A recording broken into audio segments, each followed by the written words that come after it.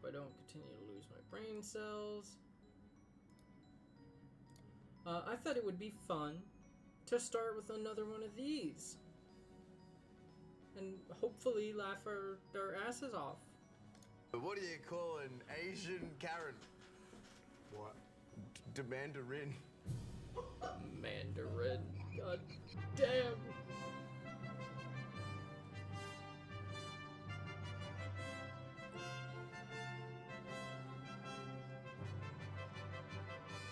Well. It isn't my arch nemesis. Hello. How do you do? Oh, bloody good. How Bloody see you again, old friend. This one's till 16 points. A little laughy, little jokey, laughy. Are you guys excited? Because we are. Too far. Yeah, not bad. Straight in, we just rock, paper, scissors, or are you just coming in raw and hard? Because I'm about it. What do you call a Chinese billionaire? God damn, straight into it. Cha-ching! Cha-ching! Oh my god. That's a cracker start.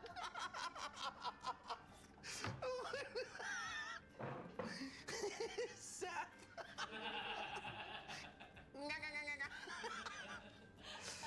Thank you. Did you not laugh at your own joke? You've been training. You've been training. It's crazy. Why was the snake hungover? Why? It had a big night on the hiss.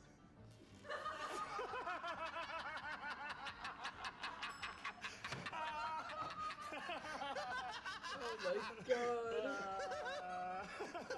These are so stupid. Cheers. Oh, fuck. Oh. Alright. There we go. What sneakers do chickens wear? Oh, what? The box? No. Reebok. Bok.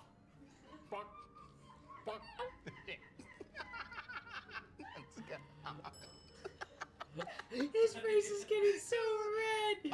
He's holding it back so much.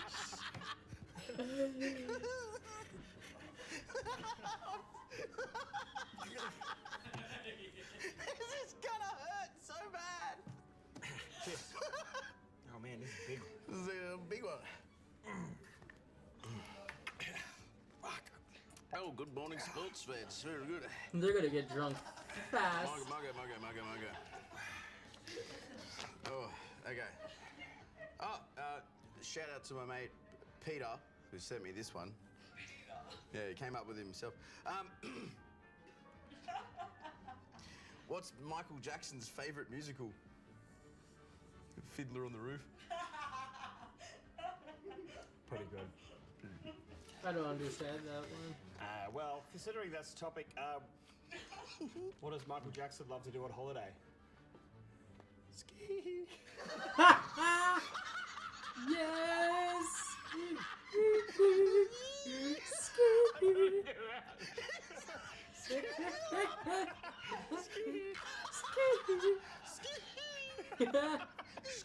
My throat got caught on the word. Ski. Oh, fuck. Where's I love that. Feed him on that one. Ski. I have been practicing that. I still screwed it up. Man, fuck, we're gonna be fucking. That was good. We're going well. We're gonna be toasters, eh? Yep. You're gonna be God. What's the score? Good, sir. God damn. Do you like the band Imagine Dragons? Sure. Imagine dragging these nuts across your face. Speaking of these nuts, these nuts have never been smoother thanks to the Manscaped Performance Package 4.0. God damn. Yeah, mad at checkout. They did it! What do you call a swimming terrorist? A swimming terrorist? Yeah. What? A bath bomb.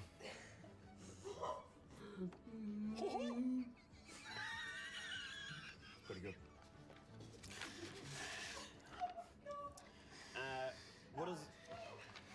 What is a gay horse?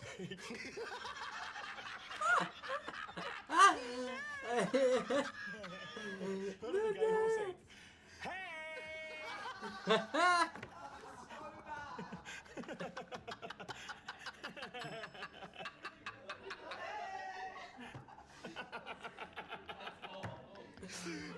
Oh no! Oh my god. Cheers. Thank you. Cheers. Hey! Hey! Oh god. Maybe that doesn't answer what they eat. Quiet, Holmes said. Wait. Damn. What do you call a bunch of naked boys going trick-or-treating? Halloweeners? What? Yeah, Halloweenies. Halloweenies! That was it. Halloweenies. Alright. What did Bruce Willis say when he got a vasectomy? Snippy K.A., motherfucker! You fucking idiot.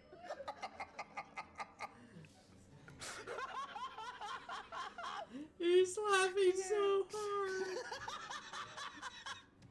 Snipper K.A., motherfucker. That was it. That was fucking good. Thank you, I wrote that one yesterday. I love it. Suck it. It's up there with Schnitty Schnitty Bang Bang. I fucking love that. Whew. These words are moving around a bit.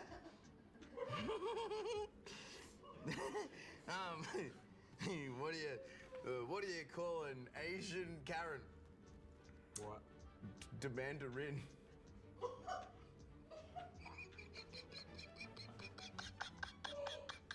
That's really good. With a build up to a laugh.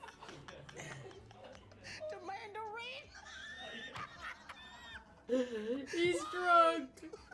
I didn't laugh. Fuck. You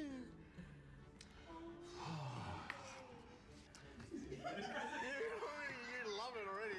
I saw a hot non-binary person the other day, and I was like, hey, let me see them titties. They're bleeding.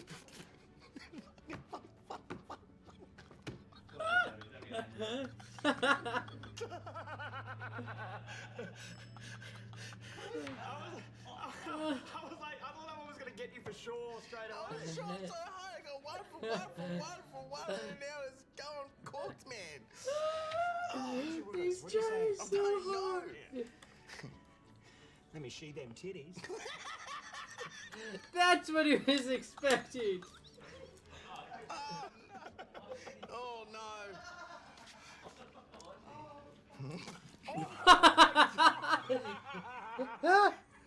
I'm soaked. What's going on here? Jokes. I'm gonna have to dress up. I'm gonna have to get into a costume to be funny, like a killer. I'm so sorry. Do you need to have another shot? I think you just spat that one at me. Yeah, pour us another one, why not? There we go. Have that one. In the mouth, swallow. You've heard that before, right? Why can't pussycats drive boats in Germany? Why? Because he's a verboten. Verboten. He's a verboten. Das ist a verboten. Where am I Kermit the Frog? He's drunk. Shut up! There's so much more! Because it's foreboding? Verboten!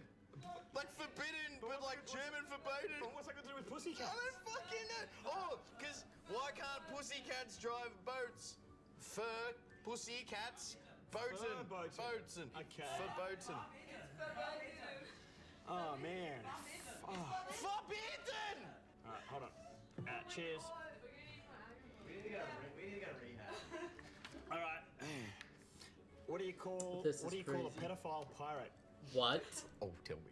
R. Kelly. No. That's good. The bit I wasn't expecting was how well you've been able to not laugh at your own jokes.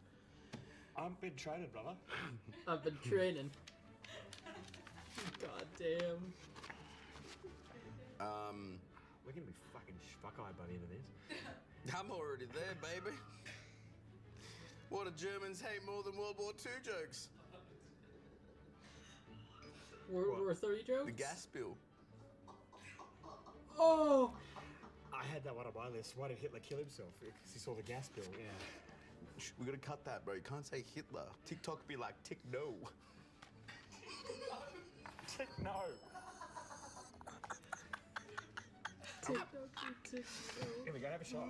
Why?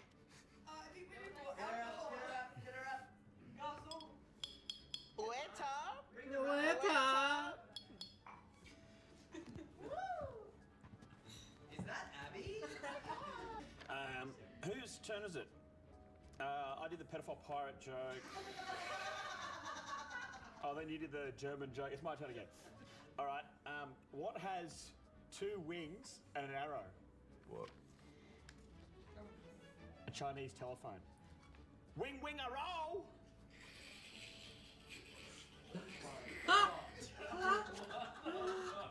What the hell? His face is so red. He's trying so hard. No, justice for Andrew! Justice for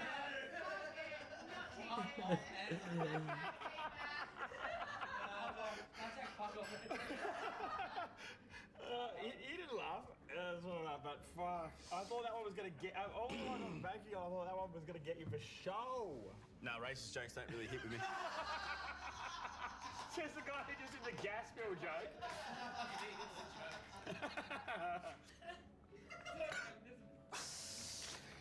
What's the German word for bra? Stop him from blobbing? Stop him from flopping. Ja, that's correct, ja. Das ist ein fantastischer Mann.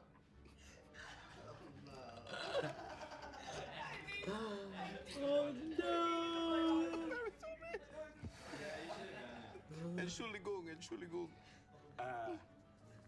Das was nicht ein guter, ja. Did you know that you can't laugh loudly in Hawaii? No. It has to be aloha. What do you call a blind German? A Nazi. A Nazi. A Nazi. Now they do his No, nose Nazi. TikTok, don't ban that sound because I didn't say it. It's not C. That's the. Anyway, continue. I sat at the end of my bed, pulling off my... Tell me more. Tell me more. I sat at the end of my bed, pulling off my boxes, and my girlfriend said, "You really spoil those dogs."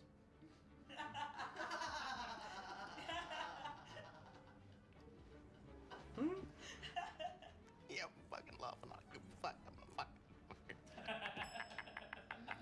Laughs anyway. Okay, feed me, baby. Let's go. I've only got German jokes left. Why do you have all the German jokes? I was gonna do a bit. He was gonna chuck in a killer and put on a costume. Oh, that's great. Yeah, it's better than writing jokes, yeah. What's the difference between flowers and anal?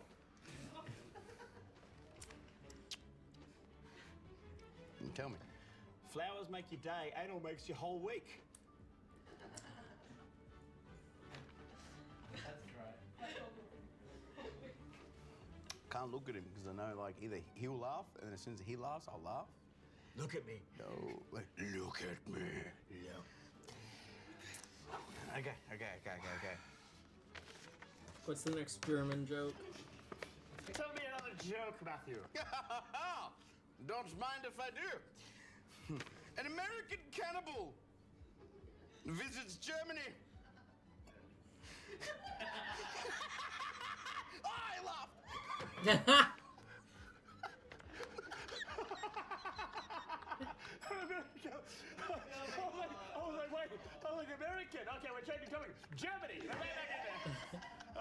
me about the fucking cannibal and the Germans. Cannonball. Where did I read this one? An American. That was a We've already slur. laughed. It's okay, you gotta finish. An it. American learned- cannibal visits Germany. Yeah. What does he have for lunch? What? German sausage. A hamburger. The American pig. Did you write that one yourself? No, did we? Well, someone Oh fuck. owes you an apology. Because he's a. Oh fuck me. Let me walk the joke in. Let me walk the joke in for you. An American cannibal visits Germany. Yeah. Cannibal American. Cannibal American. What does he have for lunch? A hamburger. He has a hamburger. The American pig. What is pig? Ham. Pig.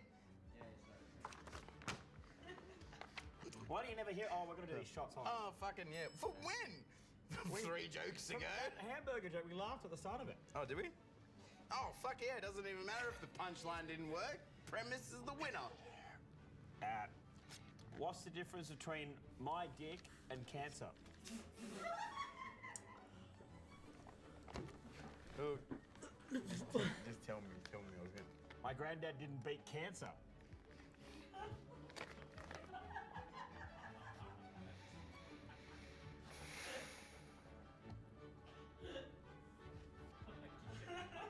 Oh my god. What are these jokes? Rest in peace, granddad. all right. What do you call? It's another German joke. No, it's not. It's not a German joke.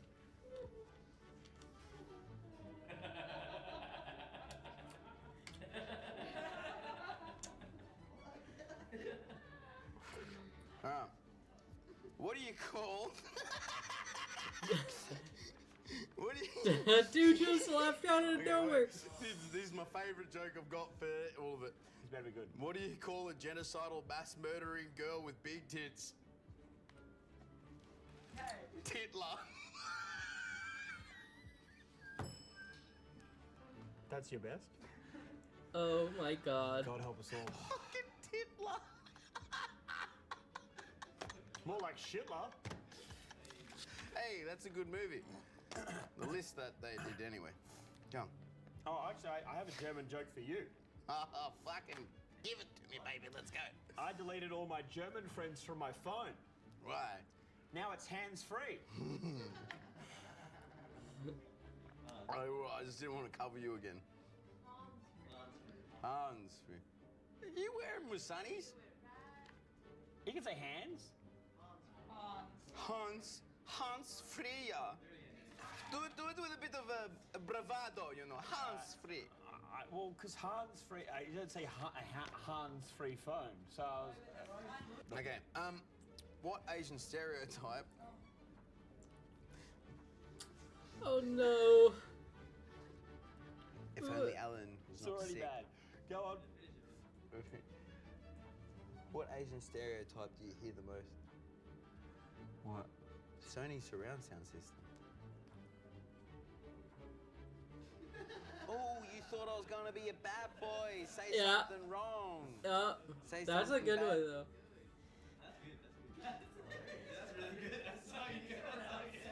That's great. You know what the worst bit was? Sony surround sound system. I thought I was gonna verse Alan at some point. I was like, sick. But that motherfucker doesn't eat vegetables, so he's always sick. Eyes here. Look at me. If I look at you, I'm gonna laugh. Look at me. I love you. Did you know that Quentin Tarantino pours 2 liters of orange juice on his body during sex? Look, I got no idea where this is going, but I'm fucking keen to find it. Talk about Pulp Friction.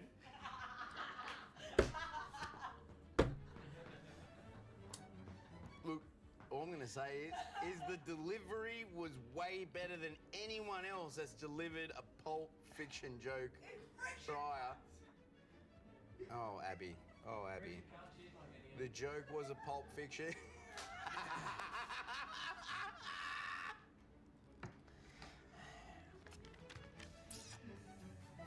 You didn't laugh at anything, did you? Yeah, no, fair. Okay. What do you call a Hungarian... Dude's gone. What do you call a Hungarian bug in your butt crack? A Budapest?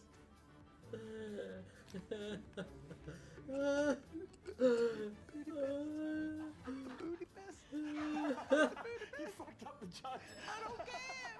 I'm fucking blind, baby. Budapest! It's meant to be a Budapest! God. One for me. Did you hear about... Did you hear about the whale that experiences pain during ejaculation? If it's anything like the Pharaoh, baby, hit me up with this answer. It comes in waves. Oh my god.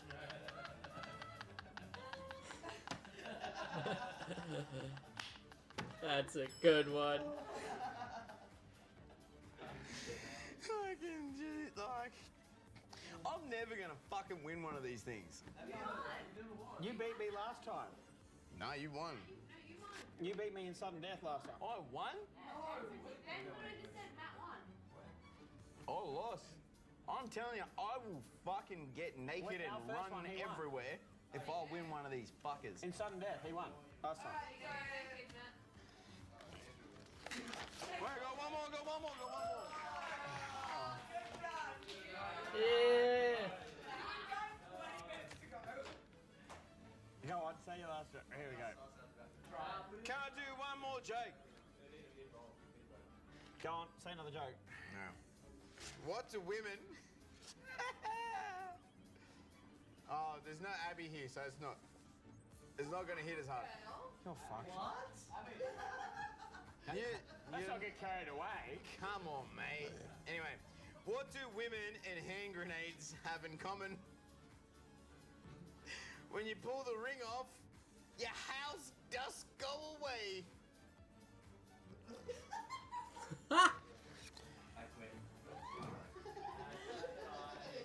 My first individual win. Here I go. Sweaty bits. My first individual win. I feel like Matt dug his own grave by being fucking absolutely sourced. You know, the funny, you want to be great? Congratulations on a great battle, I sir. don't give a fuck, man. What the fuck? That's crazy.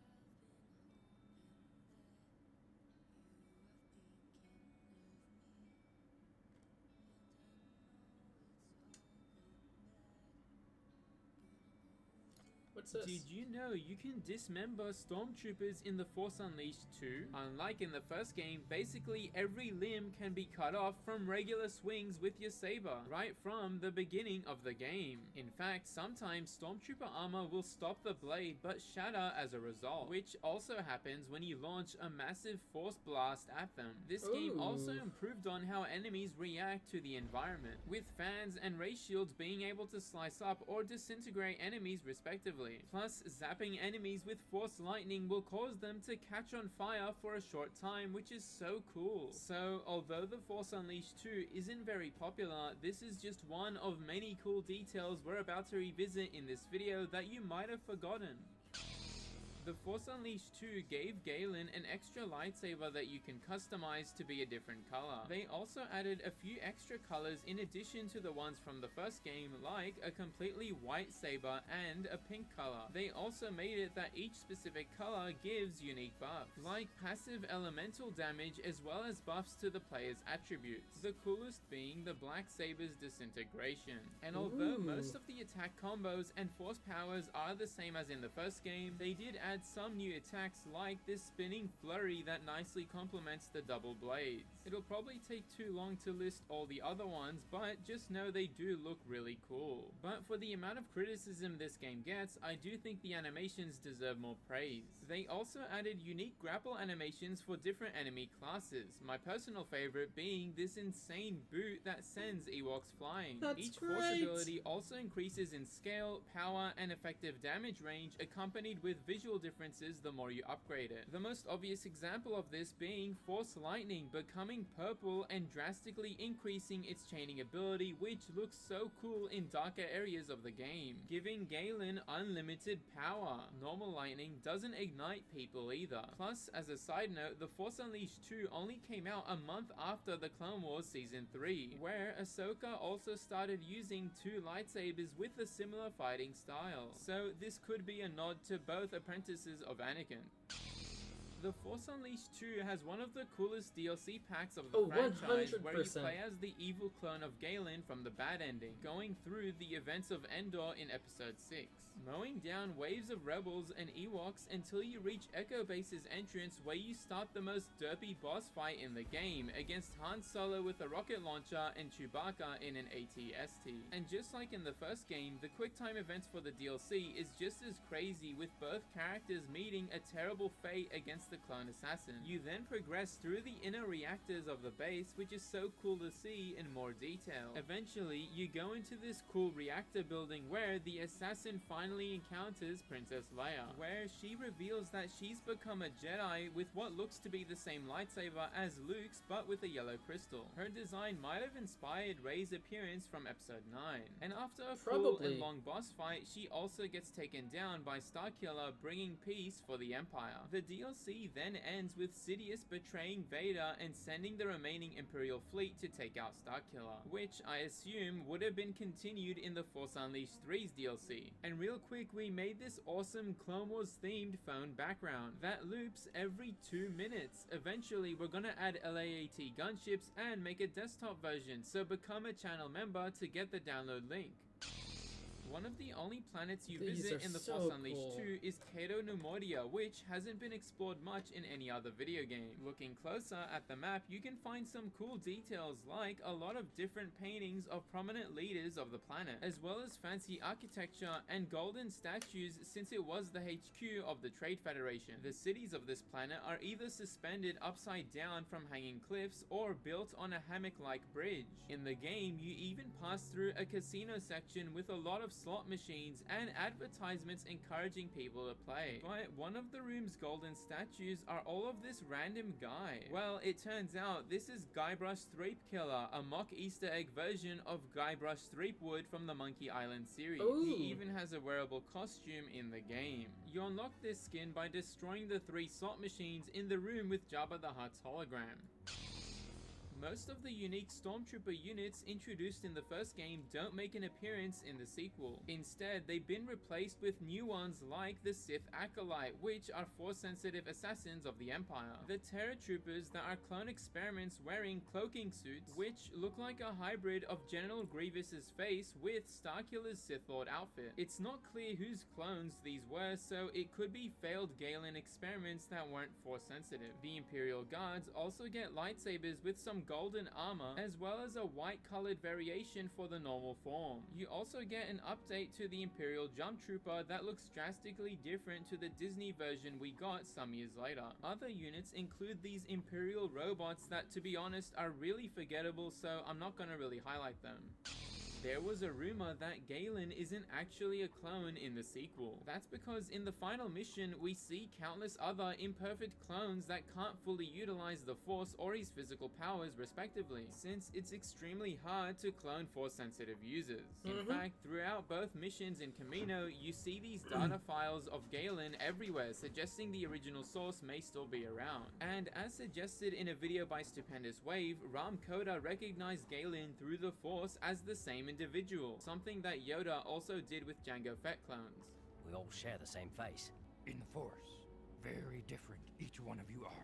Galen is also the only supposed clone to have memories of his past and Force-sensitive visions, something that no Jango Fett clone ever had a recollection of. Plus, the clone and the real Starkiller both share the same codename, being Subject 1138. But the only counter to this theory is in the extras menu cutscenes that outline the evil clone's training, where they actually show the original deceased Galen. Though the dark side ending isn't the canon ending of the game, so I don't know, what do you guys think?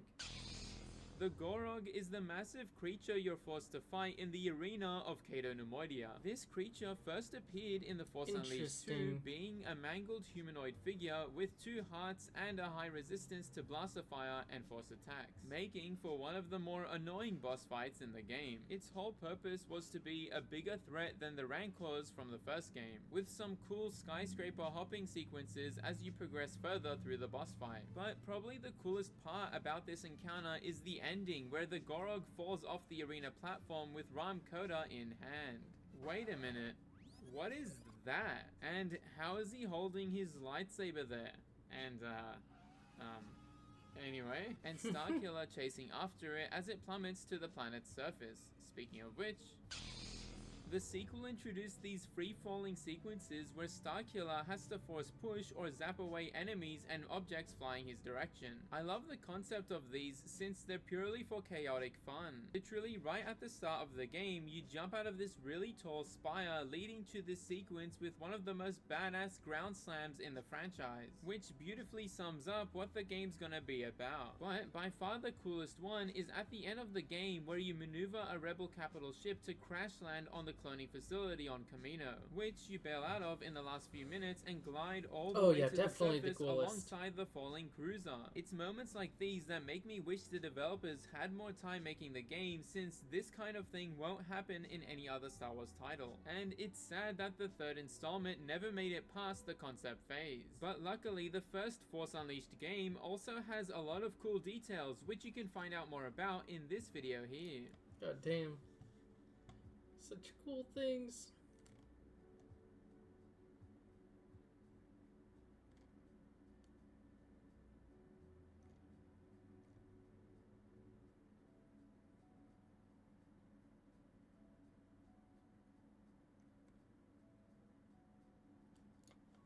As soon as I leave a restaurant, I'm always wondering whether or not they stuck to the plan, and I know you do also. Tonight, I'm going to show you 3 restaurants I visited last year, and you're going to be surprised at what I found out. First up, Cafe Hun in Baltimore. Hamden, Maryland, a suburb of Baltimore. When I first arrived, I visited a local radio station to find out restaurant owner Denise Whiting was at war with the community. What? She had trademarked the term Hun, which is a cultural icon in Baltimore. She was threatening businesses with lawsuits. The lawsuits? I mean, it went that far. She demanded legal fees from somebody that was making tourist stuff with just the word Hun on it. After finding out what I was in for, I mean, she's almost become the anti-Hun.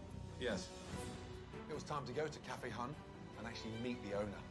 All right, I want everybody's attention. Can I have everybody's attention? But before I made it inside, I was faced with a giant, and I mean a giant, pink flamingo.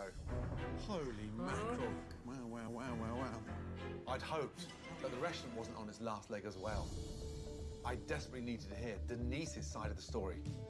The problem is, I federally registered the Hun as a trademark. People scream at me from across the street, just horrible things. It's got that bad. I mean, I was afraid for my life. Did you not sue anyone? I never sued anybody. You didn't sue anybody? No. Did you threaten to sue anybody? No. But Denise wasn't telling me the truth. I'd done my homework before I got here. I did. You know what? See, you're not being fair now.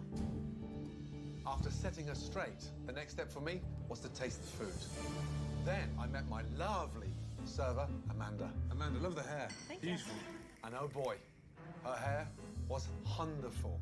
Wow. Wonderful. God damn. They sure do love their hairspray in Baltimore. The batter's soggy. Doesn't even stick to the fish. Sadly, the food was atrocious. It's like a flamingo turd just landed on my plate. It's dreadful. And then these stone-cold shrimp. Horrible. So the shrimp tastes, it had like a weird aftertaste to it, like almost tastes like Really? the refrigerator. I don't understand. This is perfect. Perfect? Trust me, they were far from perfect. And I could tell already I was going to have my hands full with Denise. That night at dinner service, This is asparagus, all right? I'm tired of seeing the asparagus different kinds of ways. You cut off the ends and you blanch them. I could not believe how Denise ran her restaurant. Any turkey on the board, 86 the turkey. She was 86 in the whole freaking menu. 86 Goddamn. biscuits, you guys. Item 86 the pot pie. after item 86 the catfish. after item. 86 the french fries. I thought she was going to 86 me next. 86 the steak. We don't have steak. Oh my God. I'm dying. That was a disaster. How could it go this far? After seeing how bad a leader Denise was, I decided to talk to her staff about her behavior. She goes up to one of the girls and tells them they're stupid, or she gets up to my face, tell her to fix her hair. She focuses on a lot of the superficial things. She micromanages.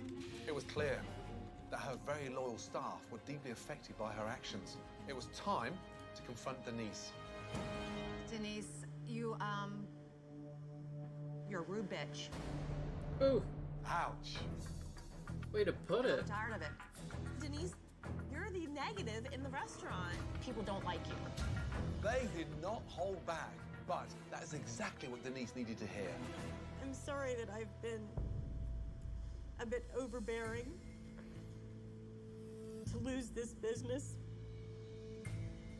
would be for me to lose my soul. And I can only say that this is the beginning of a new day. Denise's apology was a step in the right direction, but the bigger issue was her relationship with her community. So I hatched a plan. I put together a select group of people that I'd like you to hear from. Okay. Okay? Please, jump in the car. Headsets on. Denise was forced to listen. She pushes everyone around. She's focused on Denise Whiting, and if you don't like it, It hurts. you're a gonna bit. be sorry. What would it take for this community to embrace Cafe Hun again? She has to walk away from the trademark. She has to abandon it. She Just will abandon all it. claim to it. Say it was a mistake. She does not own it. Denise had a big decision to make. Give up the Hun trademark or lose your restaurant. Would she do the right thing? I am so sorry for the animosity and the hatred and everything that God trademarking a word, just a word, has done. Please forgive me. That must have taken a lot of courage to say that. But you never said you were going to give the trademark back. Yes. Wow. This is amazing. That's That's kind of stunning. After getting Denise's commitment to change, we were ready to relaunch Cafe Hun with a new decor, Oh my God. new Again? menu, That's really good. and an owner with a new attitude. Great job. You're doing awesome. John, thank you, Johnny. Beautiful. Cafe Hun was well on its way to becoming a fixture in the community once again. They're fantastic. I've been given a great gift and an amazing opportunity, and I will be forever grateful. Thank you, thank you, A bloody tough week. Last year, if you wanted to see an Oh, angry okay. owner at war with the community, then trust There me, was a Cafe Hun in recap Baltimore was of guaranteed that. fireworks. Personally, I felt like I was negotiating a treaty as opposed to fixing a restaurant. I'm now back to find out, is there peace? I'm on my way to meet Regan and Jojo. They're DJs at the local radio station. These guys really do have their fingers on the pulse in the community. And they're going to give me an update to find out how the locals have responded since Denise Whiting gave up that trademark Hun and what's really happening in that restaurant. Baltimore's Mix 1065. It's JoJo and Reagan in the Mix Morning Show. And we've got a special guest this morning. As you may have been reading in the papers, Gordon Ramsay's back in town. Yeah, we're going to see what Baltimore thinks about Cafe Hun now. Hi, guys. Welcome back to Baltimore. Thank you so much. Likewise, good to see you guys. Good to see you again. I'm so happy to be back. Now, the word on the street. Cafe Hun. Have we got good news, bad news, in between? Uh-oh. Good news. The good news is there's not a lot of news, which is really good for Denise. So it's not people just violently angry at her anymore. Right. Great. There's still people who say she wasn't sincere when she apologized. Right. There's still people who say, oh, she didn't give up the trademark. She did give up the trademark. We know that for a fact. 100%. So there are people that just aren't going to be won over. But I think the majority of people have come around. Things are back to normal in that neighborhood, and everything's going okay. That's good. Just as importantly, the restaurant. Has anyone been? Any feedback? My wife and I were there a couple of days ago. Oh, good. We had the crab cake. We had the chicken pot pie. Right. It was good. Right. I saw Denise. There was a resurgence in her that I hadn't seen. That was nice to see. Yeah, good. So are you going to head over and talk to her? Yep, good to see you both. Good to see you. Chef Gordon Ramsay, thanks for joining us this morning on the Joe John Reagan Show. Excellent. Good to see you both. Absolutely. That's nice. That pink flamingo. They haven't got rid of that. Look at you two. How are you, my darling? Back, Gordon. Nice to see you. Well, how are you, my darling? I'm great. Well, dear. Thank you. First of all, this place is heaving. It's wonderful. Let's have a little couple of minutes together somewhere quieter. Okay. Let's go over there in the bar, shall we, in the corner. Wow. That is crazy in there. You look great, by the way. Thank you. I brought you a little present. Can I open it? Please. I'm dying to see what you think. I thought, because you've kept the big one on the outside, I'll bring you something a little bit more intimate. Thank you.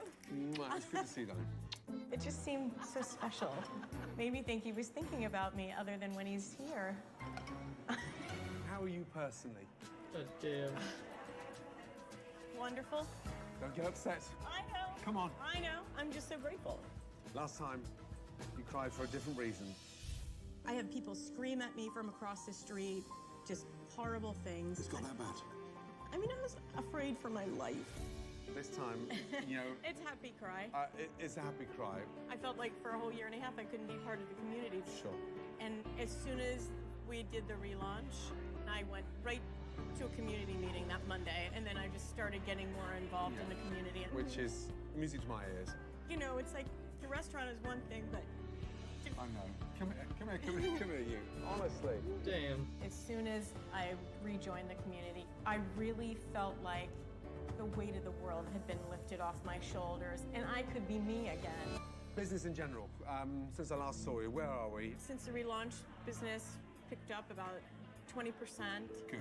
We're still working to regain people's trust and get them coming back again, but we've gotten a lot of new people in the door, and and people that said, oh, we stopped coming and now we're coming again. Good. The food, the service, how are you feeling there? I've been kind of overseeing things a little bit more, but oh no. I've been really good.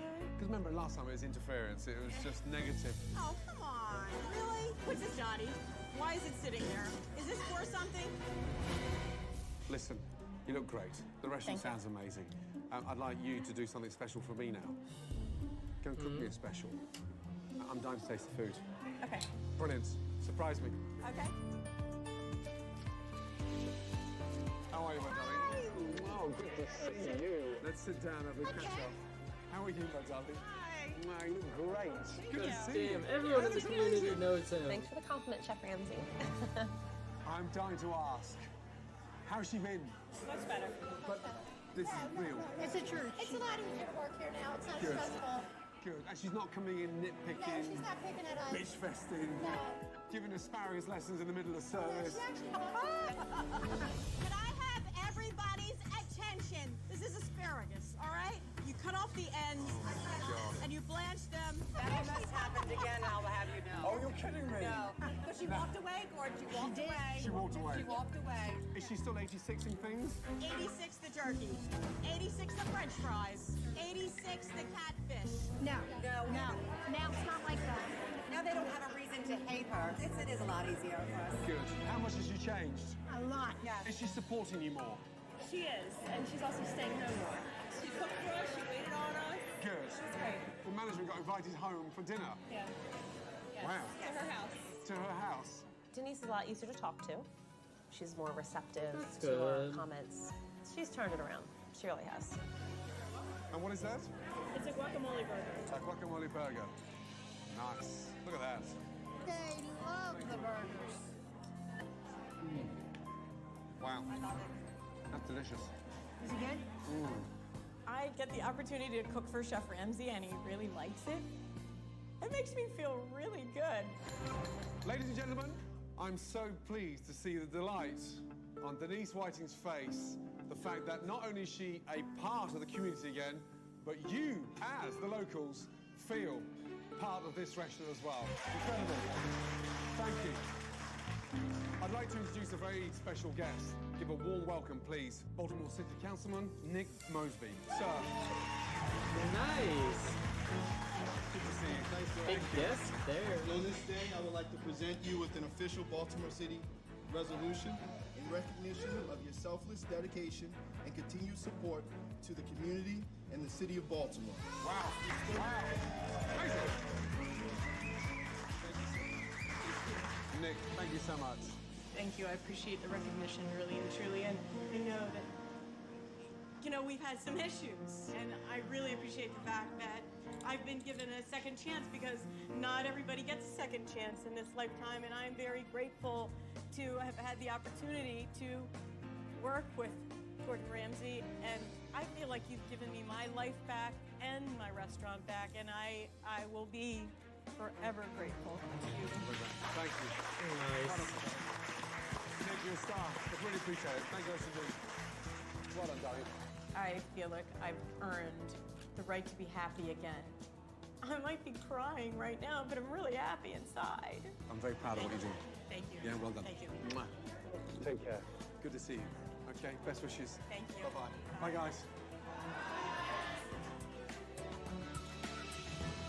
Let me tell you what really happened here. This was a PR nightmare that became a PR miracle. And if only Denise can always remember to be part of the solution and not the problem, then trust me, Cafe Hunt has a very, very bright future in Baltimore. That is the biggest fucking flamingo I've ever seen in my entire life. 4 years What a ago. monster. I wonder if Cafe Hunt is still open. South Philadelphia, home to Chirella's, owned by husband and wife Tommy and Dina DeFino. Shortly after meeting the couple... But what's missing from the restaurant? We don't know what's missing. Customers. I think our food is better than the area's food around here. It's quality, it's fresh. Right, and I stand behind our food. I could tell. Oh, they it was were open really for in love 30 years. with their food. But it closed in what's April wrong of with the restaurant? 2022. I don't agree with the way he runs the kitchen. There's not enough business. It's just... That's not the issue. And his wife was so frustrated with him. Oh, and the restaurant their only business. closed The because she issue is you can't better retired. your business That's the nice. way you're running it. We try. Right away, I could tell this man was broken. But now, I wanted to get to tasting this amazing food. Okay, we're now to take. Thank you. Thank you. Wow, there's so much veal on here. Veal cutlet Johnny, veal parmesan, veal cutlet with roasted wanna peppers, watch veal a scallopino, crime. veal saltimbocca, veal chirella, veal I Sinatra. want to watch some crime. Code Blue. A good Code Blue? Yeah, I need to know what I need to do if I'm getting fired.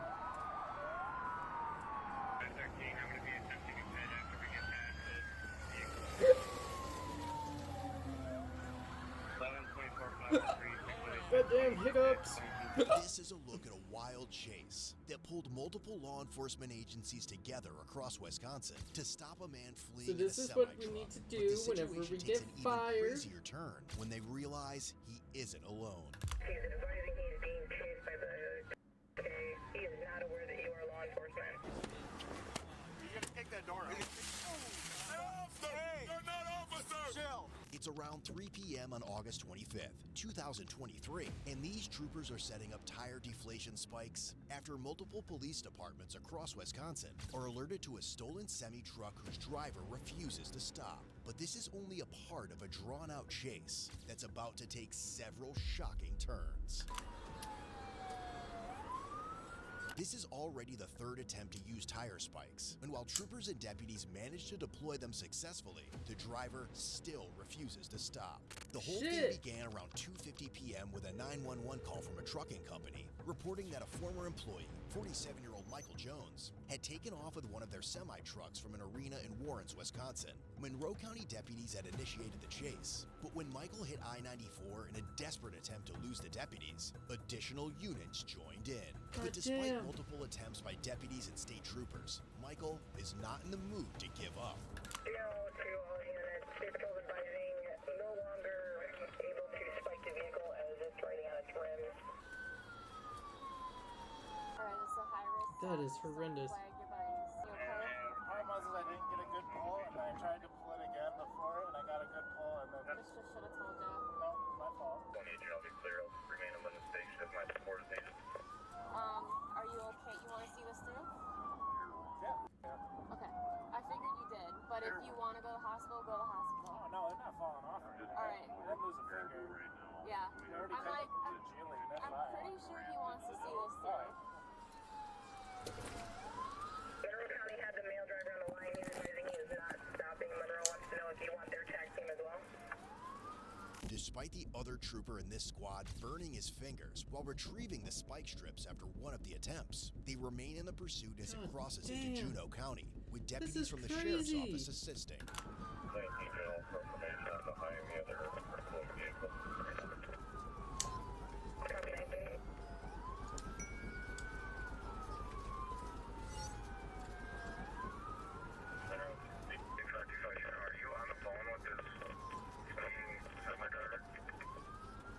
Monroe County had him on the line. They have not transferred him to us.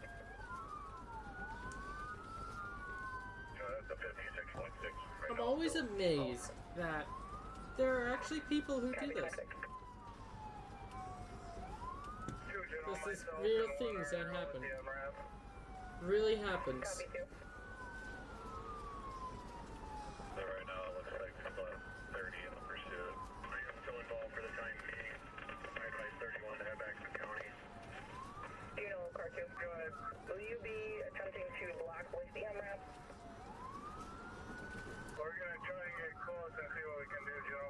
A Juneau County deputy later learned that the trucking company owner's son had met Michael in Warren shortly after he finished a delivery.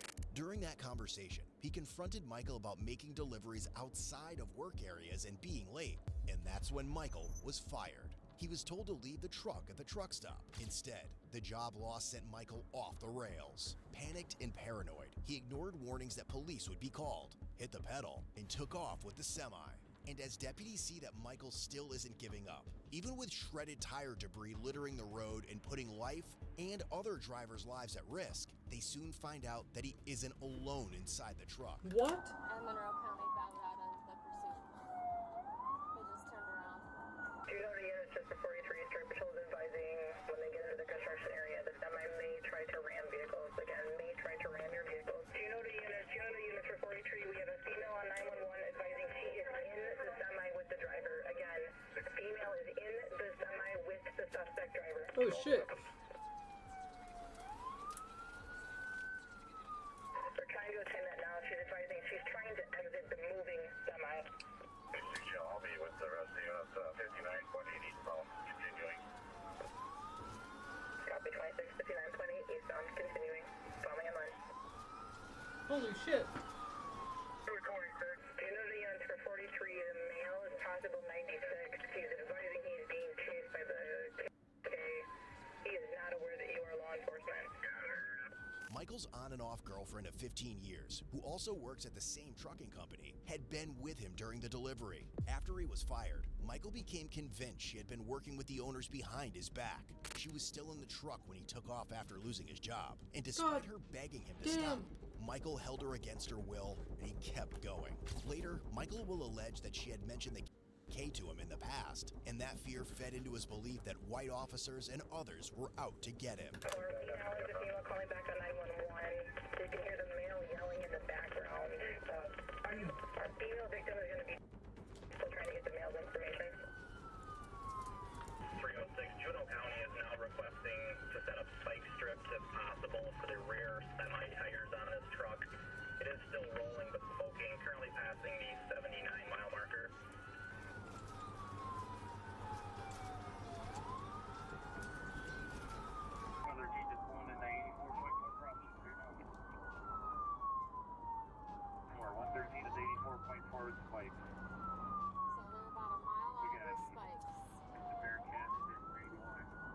in lane 1. So could the Bearcat get next to him in lane 1 and then try to keep them in lane 2 for the spikes and the spike lane 2? I don't know, maybe. I just don't know how that works. That actually might be a good idea. Throughout the chase, the woman calls Juneau County Dispatch multiple times, telling them she can't jump out of the truck because she's afraid of being run over by oncoming traffic.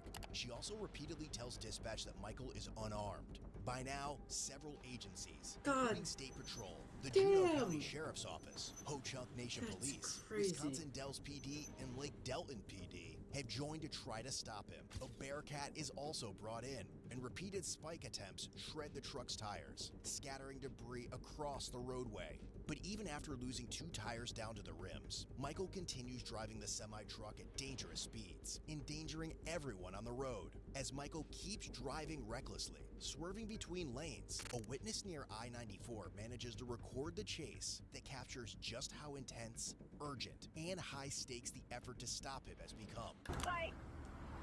10 for another successful spike. 513, I'm going to be attempting a pit after we get past the vehicle here.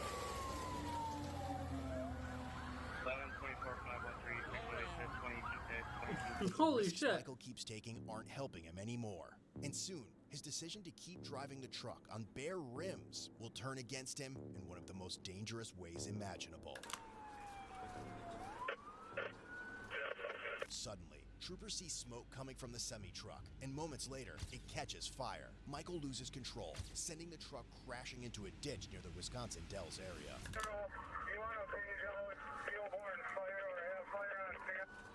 Holy shit! Copy, we can fuel on the plan.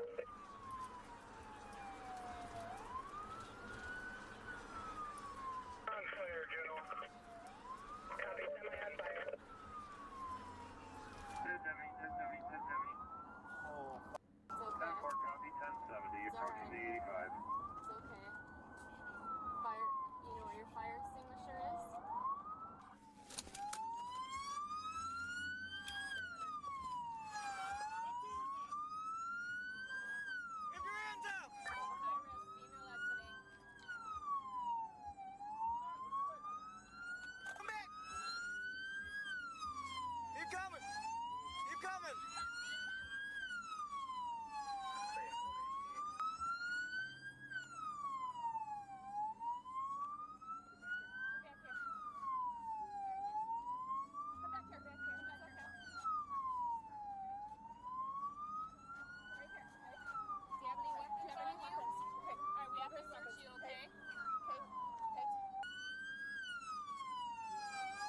God damn.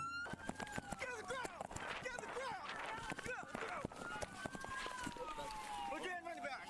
Hands on your back. I got him.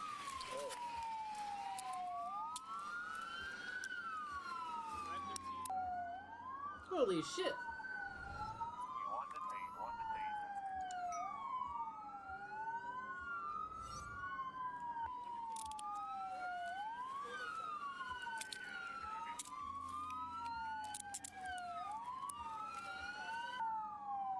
Talk about a crazy chase. That's crazy.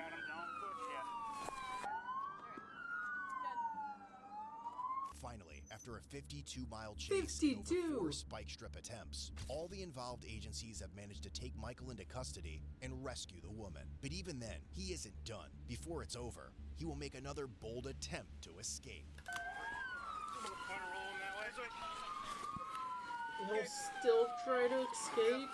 1, 2, 3. Let's go. Get up. Stand up. Stand up, man. Stand up, man. Hey! Help me! They're hurting me! Hold up. Bring a squad. Grab my squad right there. Guys, come on, take this. Come on, come on. Let's go this way. Come on, guys. Come on. Hey, you don't have to get a squad car to come no closer. It's okay, guys. You guys got me. Ryan, hey. You got me. It's good. What does dude do? Good search. I don't have nothing. Good search.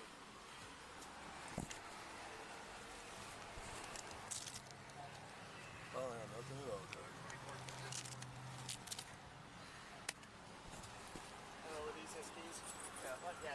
Hey, officer! Stop. Officer! These are officers! Just relax. Come here! Stop. Relax. All right. Dude, really?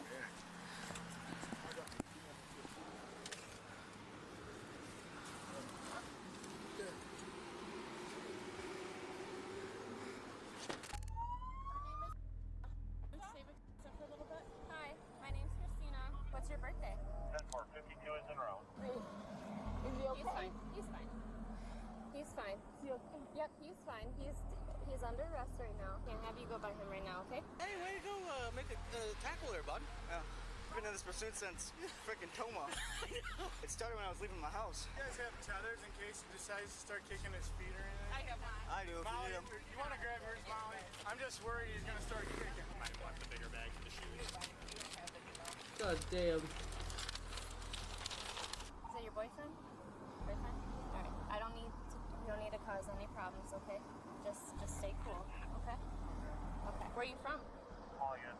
My bag is in the truck. Alright, we'll get it. So what's going on? Why this? Yeah, fire. Denver County driver. I need to call my son. Where's my phone? Can I have my phone, please? Yeah, just give us some time, okay? You have tethers? Ma'am, can I get my phone No, back? like for his feet. Can I call my son? I don't. Yes. Can I have your... Do you need some water? I got waters in my back. I need to call my son.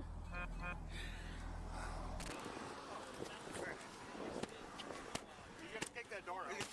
Oh shit! Hey! They're not officers! Chill. Chill out.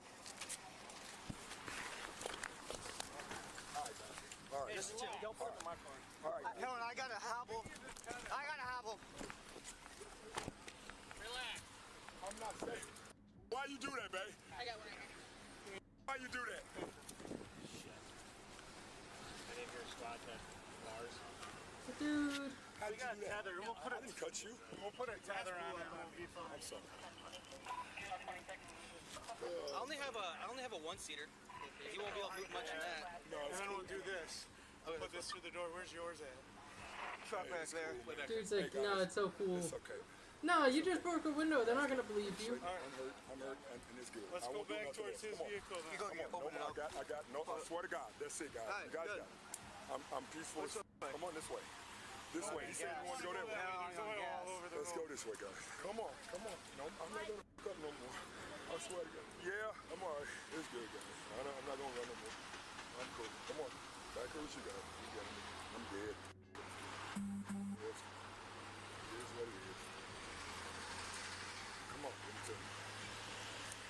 Whole Charles Nation. Wow. This side or the other side? This side right here. Officer! All right. Get in. There's a seat in there. Get in. Come on, guys.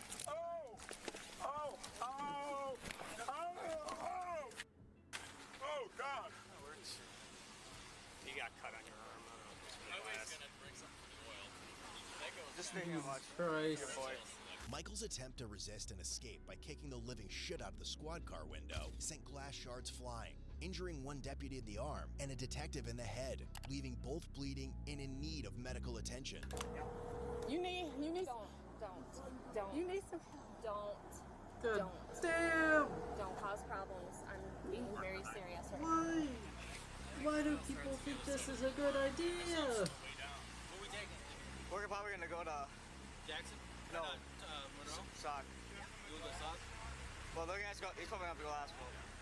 Huh? You got anything? Anybody else got No. glass on them? We have highways en route yet, so don't worry. I know it's Okay. And then as soon as I would get him moving. Yep. Where do you want him to go? Take him to Juno. Just to your jail? Just leave them and then take. Yeah. I'd go to Juno with him. We're not into Sock yet, so we can't go that route. Follow, Go with. and then we'll have And one of are our. you gonna follow? I'll go whips too. All right, perfect. Okay, thank you. So we'll have 3 going, including the one. I don't know if you want to have a... going to Juneau County with them? Sure. You want to have a trooper go with? Yep. Okay. Crusoe's gonna go. Schneider with Ho Chunk PD, and that's Dozier with Ho Chunk PD. The K9? No, just Officer Dozier. You're transporting. Do you know where you're going, or? If you want to lead, because I haven't been. All right. Yeah. I'll just come back and we'll go through the crossover. I'll back up. I got the black unmarked. He's in the black unmarked. We're gonna follow him. If there's any issues, just pull over right away. And as things at the crash site finally start to calm down, the woman calls her family and explains how she had just tried to arrange a ride for herself and Michael after he was fired, but he chose to go in a very different direction. Michael high-speed chased the police. They fired him and he flipped out and went crazy. He wouldn't let me out the truck. What? Can you hear me? What? I said Michael flipped out and he wouldn't let me out the truck. I said they fired him and he flipped out and he went crazy. Oh, wow. They fired him? Yeah, and he went crazy and God flipped damn. out. And he high-speed the police and he wouldn't let me out the truck. Are you still in the truck? I'm right here with the police. He high-speeded the police. We could have flipped over and died. Where you at now? On the highway. Still in the truck? No. Who you with now? The police, ma'am. Sir, this is the Wisconsin State Patrol. She is currently in the Wisconsin Dells. Oh, wow. All right. Okay. How you gonna get home? Right now, we're still working on that. If you can just hold on and she can just talk to you and we'll give you information as it comes. I try to calm her down. I'm ready to go home. I want to go home. Yeah, just cooperate with them first. Let them get all what they need, and then we'll see how you gonna get home. Yeah, plan to get you about. Let's see. What you good? I'm gonna lunch on some cheese. Because as we Yeah. all know, cheese is a wonderful snack. I called him rental car. I was going to give me a rental car. Okay. I'm ready to get out of here. Cheese. I don't understand why. I don't know why he just looked really crazy. And then, like, I'm just like, I got a rental car, and I was like, and I got the lift or whatever. And the lift came and picked me up. And he went crazy and he flipped out. Yeah, it's about the job. It's hard. And I was here to get in a lift, and then he flipped out. Yeah, it's about the job. They lost their job. They hit them hard. I already know. Let them deal with him, and we'll try to make sure you get your way home, Mike. Even after arriving at the station, Michael still isn't done. Of course not. Mike, right? I already know what's up. It's like I said, you guys are surprising. Yeah, and you guys are going to around. No, we're not going to do that. Thank you. We're just going to walk you around into the building, okay? I saw that. Listen, I saw him standing around the corner. It's okay. It's okay. Who is it? Is that you, Ryan? All right, we're going to go through this door, and then we're going to take our... Yeah, I see it all. Go ahead. Right. Okay. Yeah, and if you can just turn and face that wall for me. Somebody's going to pat you down again, okay? You're going to come on. No. Go ahead. Just face this wall for me. No, we got no reason to hurt you, okay? Go ahead. We don't want to. Yes, you are. I know. Go ahead. Can you stand up, please? Go ahead, guys. Go ahead, guys. God damn, dude. Go ahead, guys. Do it. It's okay. I'm gonna come find you. It's okay. You want to lay down? Take the legs off first. It's okay. I'm gonna feel the spot. You got nothing on that? No, it's not. All right. You cool with me starting to take the leg jackets off? Yeah? Good. Thank you. Who's their big point maker nowadays?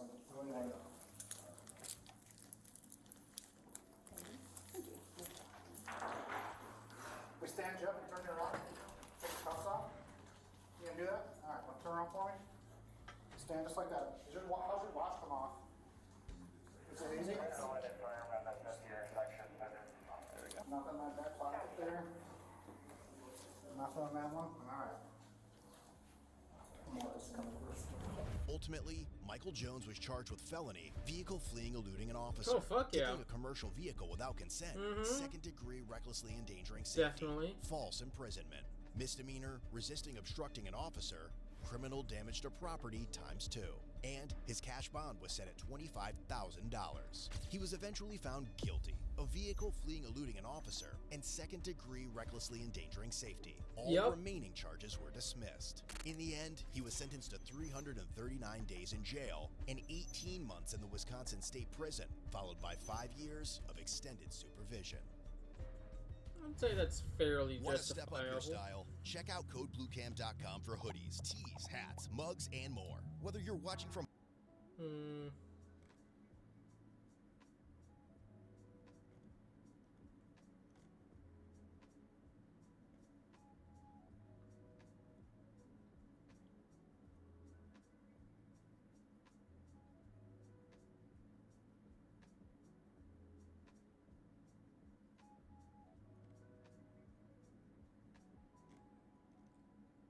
Wait. No.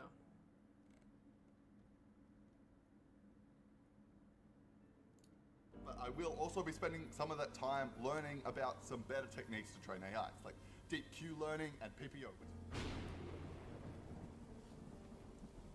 Let's watch I didn't at least know. some of this. How could I have known? See Don't how look long my at me. attention span I'm lasts a changed on this. man. The code bullet you knew and loved is no more. I've seen shit. I've done shit. Shit you couldn't even imagine. One doesn't simply learn Q learning. It changes you. It changes and distorts you into everything you once hated. I'm sorry, this needs to be a little more dramatic. Can we make this black and white, please? Thank you. All right, where were we? All right, it changes you, man. I found myself saying things I once despised. Things like, Python isn't even that bad, and I guess we don't need semicolons after all. Oh no. All right, let's start from the beginning. To set the scene, the year is 2018. People were still saying things like, I can't wait for YouTube Rewind, and TikTok will never catch on. It was a simpler time. A young, naive code bullet was planning on learning something new over Christmas. Something quality, something quite quaint, something quizzically questioning, something... Wait, hold on. Quenched? No, that makes no f***ing sense. Fuck. Wow, that was a long intro. Holy shit, I am sorry. I didn't really know how to transition out of talking like a dickhead, so I'm sure by now most of you... Wait, hold on. Oh, I don't feel so good. Oh shit, it's coming. Okay, there's no stopping it now. Fuck, oh god, it hurts. Oh, they said it wouldn't hurt. Oh god, okay. Okay,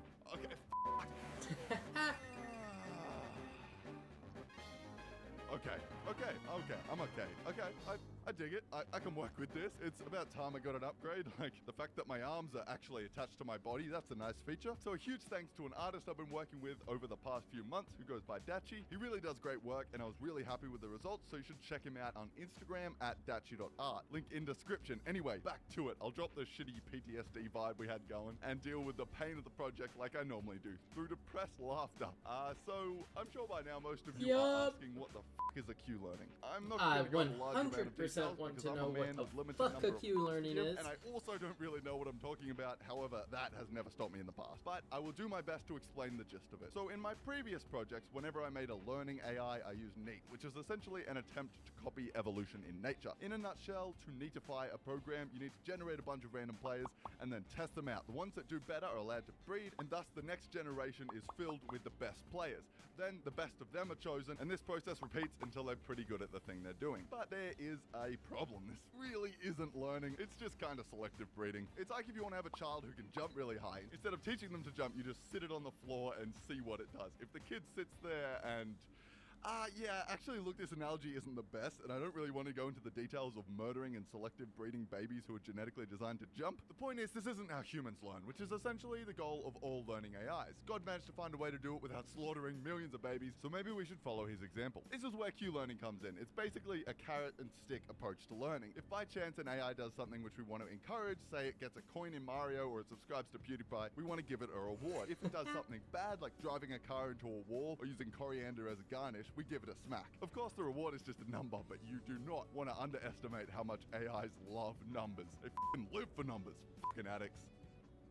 Not like me though. I'm clean now. sure numbers I'm are amazing clean and everything, now. but that's in my past. So Q learning is like that. They do good, you give them a reward. They do bad, you punish them. So at the beginning, the AIs just do some random shit, and the AIs will gain experience and learn what to do and what not to do. A real basic example I made when I was just starting out on this journey was I made a mouse that wants to find some cheese. So at the start, a mouse doesn't know what happens if it touches a cat, nor does it know that touching the cheese is a good thing. It just moves randomly until it gets attacked by cats a few times and figures out that cats are dicks, and that is much more of a dog kind of mouse. It eventually randomly stumbles into cheese and then learns that cheese is life, and then from there on, it can associate cats with a negative reward and cheese with a positive reward. It also associates the area around the cheese with a positive reward because it knows that getting into these spaces will get it closer to that sweet, sweet cheese. And then the spaces around those spaces also become positive, and then this is repeated until every space is given a numerical value based on how good it is to be at that space. So as the spaces get closer to the cheese, they're given a higher value. Then all the AI needs to do each turn is to move to the highest value possible, and eventually that will lead it to the cheese. Okay, Fuck so yeah, as cheese. interesting as a mouse trying to find some cheese I is, love let's get cheese. to the meat of this video. It's car time. Okay, so we're gonna do like a top-down car driving game sort of thing. So let's start with a basic rectangle which goes up and down in a similar way to how a car would move. Okay, so pretty simple. Let's try to get that bad boy turning. All right, fantastic. Now, the true question is, can it do both at the same time? And the answer is no. No, it cannot. All right, so that wasn't supposed to be difficult, but you never know on this channel. All right, so for this game, we're gonna need a track, and the car's gonna need to stay on the track. If it hits the side of the track, then the dickhead dies. Simple shit. So we're gonna need a way of detecting when the car collides with the sides of the track. Okay, how are we gonna do this? Basically, the track is gonna be made up of a bunch of lines, which are the edges of the track. Then we need to check if the rectangle representing the car is overlapping any of these lines. If so, then we kill the car. But how do we know if the rectangle is overlapping the lines? Exactly. Great question, mate. So there exists a formula which can tell you if two lines are intersecting. So what we need to do is convert the rectangle into 4 lines and then check if any of those lines making up the car intersect with any of the walls of the track. And if so, then we got a hit. Here's a cheeky demo showing off the collision detection. Very nice. And now we just need to make a track out of lines. Something like this, only good. So I tried making the car a little bit smaller, and while technically the car is smaller, another problem has emerged. So I should probably fix that. All right, let's make the actual track. Fantastic, we've got the game pretty much done, and the final thing we need to do before we add the AI is how the AI is going to actually see the environment. So the car is going to see in a similar way to how bats and shit use echolocation. Basically, we're going to send out lines in many directions from the car and get the distances to the walls in those directions. To do this, we can just use our trusty old line formula. Not only can this bad boy tell you whether or not two lines are intersecting, it can also tell you the exact point they are intersecting, which allows us to get the distance to the walls in a given direction. So one line is great and all, but let's add a couple more. Hell yeah, looking good. Now we can actually remove the track and you can see exactly how the car sees. Okay, one final but very necessary addition is drifting for days. Woo! Yeah! And away. Okay, that's probably a little too much. Yeah, so I dialed it back and we are good to go. Okay, fantastic. It is time to AI that bitch. And while I have done plenty of AIing in my day, there's a special place in hell just for this one, right next to coriander. So we've seen some basic Q learning in action with the mousing. However, to make Q learning truly powerful, you're gonna have to chuck in some neural networks. So we're basically combining an attempt to copy a human brain with an attempt to copy how humans learn. It's good shit. I don't normally use libraries while coding, but for this project, there is no way I could do everything from scratch. And for my audience who doesn't code, when programmers say shit like, I'm going to be using libraries, that's just fancy talk for I'm way too lazy to do it myself, so I'm just stealing someone else's code. So I'm going to use a very popular machine learning library called TensorFlow, which basically handles all the fancy neural network stuff for me. The only problem is TensorFlow is written in Python. However, I usually code in JavaScript, but luckily there is a JavaScript version introducing TensorFlow.js. So great. So I spent the next few days trying to learn how to use this bloody library. And to use this library, you're going to need to know how to use a myriad of other fancy JavaScript stuff, which I didn't sign up for, like promises and just other, it's a mess. So yeah, and after about 2 to 3 days of just watching coding train videos later, finally figured out how to use TensorFlow.js. Now I'm ready to attempt to write the Q learning algorithm. It was at this point in this project where I had my first major aneurysm, which was triggered by something known as placeholders. So to explain this, you're going to need to understand that TensorFlow.js is a pretty good copy of the original TensorFlow, which is written in Python. And for the most part, it does a decent job. However, something I found out after learning TensorFlow.js was that it doesn't have something known as placeholders. And I don't want to go into the details, but I fucking needed placeholders. I've only got like 2 days of experience with this shit, and every single tutorial on Q learning ever whatever, use as placeholders. So that's fine. That's fine. It's fine, really. I'm not mad. I'm not gonna cry myself to sleep or anything. I'm a big boy. All right, so starting again. So after crying myself to sleep, I started learning about that's how exactly to use what the I'd original do. TensorFlow, which is in Python. I probably pulled the plug on using JavaScript a bit quickly, but I was fucking sick of this shit. And also, apparently, TensorFlow.js is like 10 times slower than its Python counterpart. So we're using Python from this point on, which is great. Except I have no idea how to do anything in Python. I have never created a game in Python. So first things first is that I need to learn how to do that and then recreate what we've already done in JavaScript. So after some searching, I found a library called Pygame, which allows you to make Python games in a similar kind of way to the way I was doing it in JavaScript. So that's great. So like 2 days later, finished learning how to use Pygame and recreated the game perfectly. And here it is. Fantastic. Oh, wait, did you see that? What the fuck is going on? Let's play that slower. Frame by frame.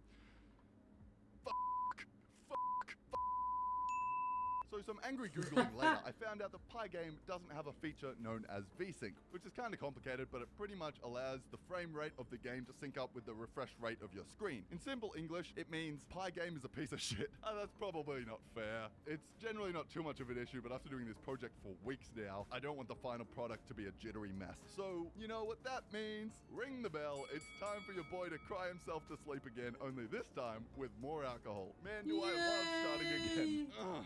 Okay, deep breath. It'll be okay. All right, attempt 3.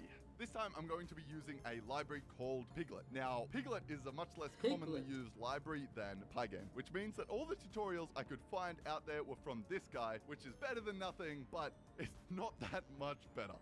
It's very, very simple, so import Pyglet. Again, that's probably not fair. I'm just pissed off at this point. So that's fun.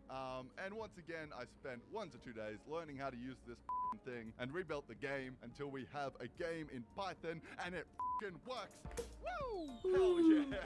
I've done it. Okay, so we're finally up to the point where we were at in JavaScript, and it's only like a week later. Don't worry about that. Which makes me so happy. So we've hardly made any progress in a week, which that's fantastic. That's awesome. So now we need to AI the bitch, which I did, and everything's actually going well. After running it for like a day, the AI has made amazing progress and has figured out how to do jack shit. What are you doing, mate?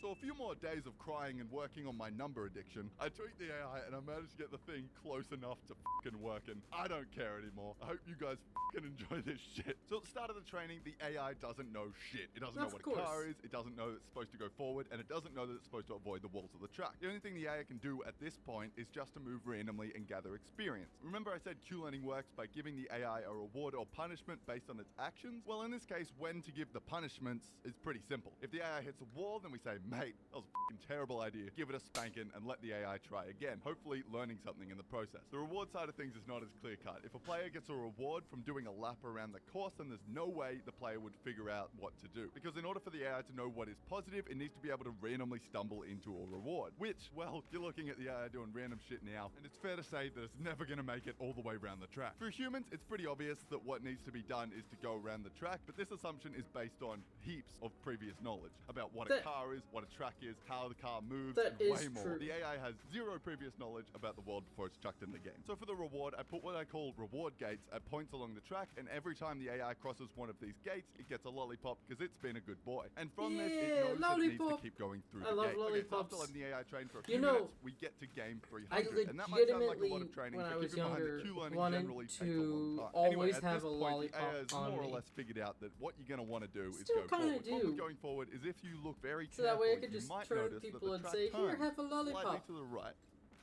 Right about here. It's rather hard to notice, but if you can't see it, then please pause the video and continue until you've seen it. Shitty jokes aside, this is quite the problem, because clearly the AI is having some trouble. 500 games in, and the AI has figured out how to turn right enough to miss the wall, but not too much so we hit the other wall.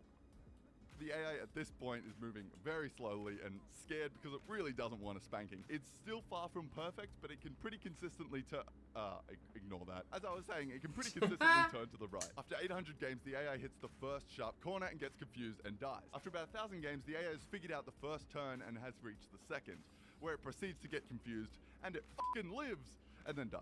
At this point, I went to sleep and let the AI train overnight, and when I woke up, I kind of expected it to have not improved or somehow gotten worse. Both things have happened to me during this project, but no, I was greeted with this bloody drift master. Look at him go! Let's fucking go. It's important to know that this has gone much further than simply finishing a lap and trying to stay alive. The AI is trying to go faster and faster because it wants to get as many rewards as it can in the shortest amount of time. So instead of taking the sharp corners slowly and safely, it's fucking Tokyo drifting all over the place. That's to go as awesome. fast as possible. Hell yeah, we done, boys. We done.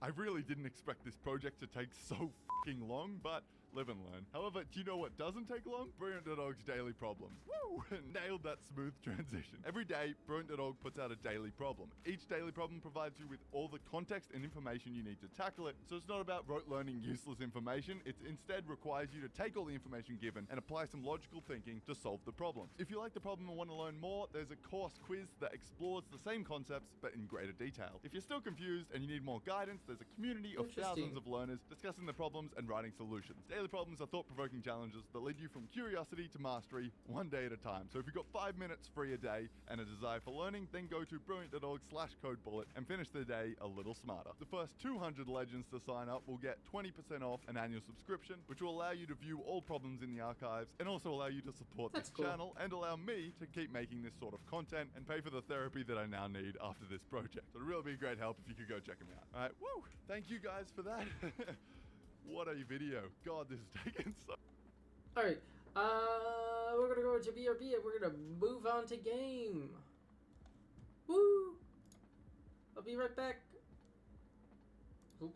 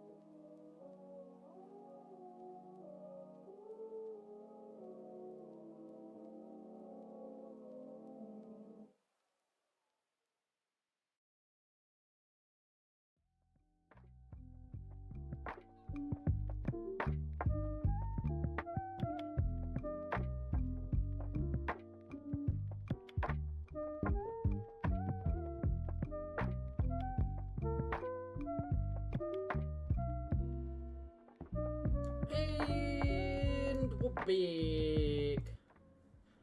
So, in all wonderful truthfulness, I did play this a bit on my own. First, we're gonna be doing a new game. I was initially planning to play this as my own, like, downtime game, but I got nothing to play, and I want to play something, and the little bit I had played of this, I had a lot of fun playing. So, I said, fuck it, why not?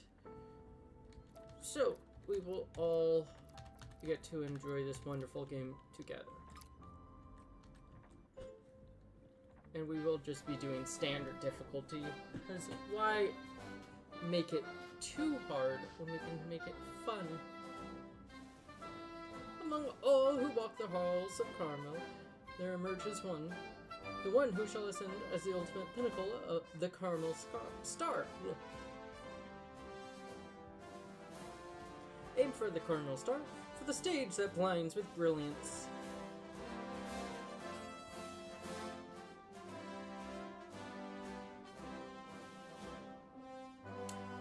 Aim for the Carmel Star, for the future where you break and transcend. Aim for the Caramel Star, for the power to rewrite the rules.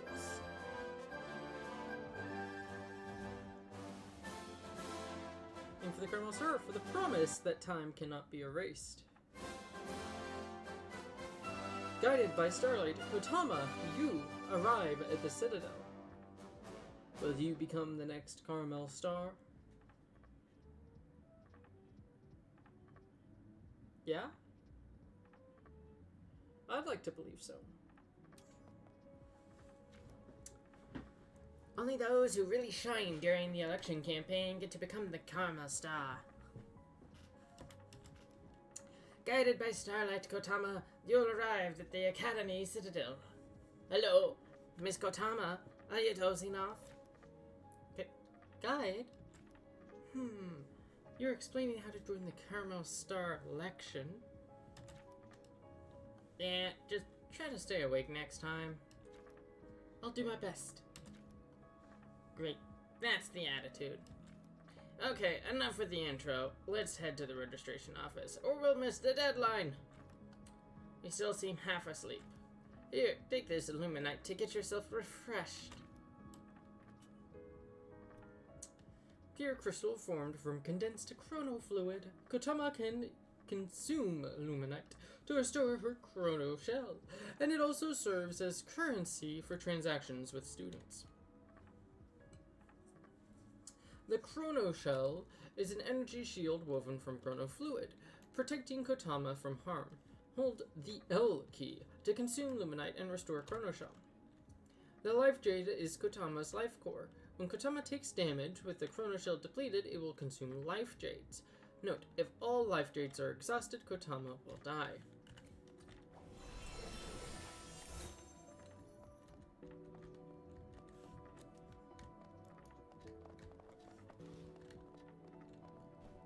Why?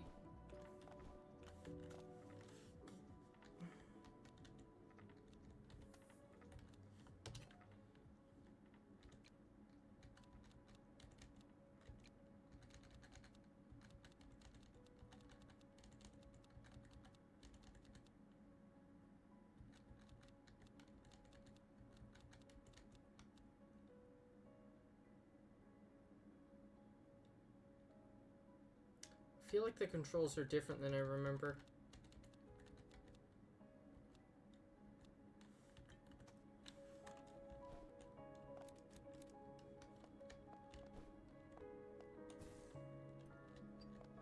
Today's the last day to sign up to the registration desk before 21:30.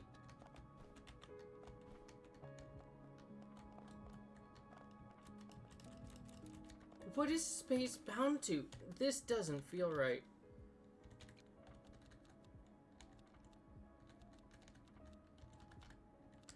Open skill. Why is it space? Is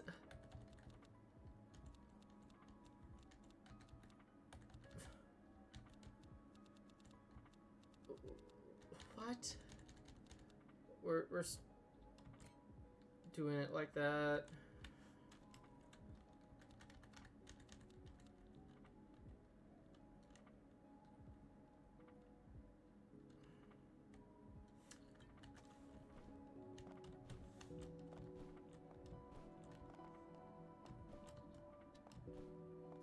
That's a lot better now, but goddamn.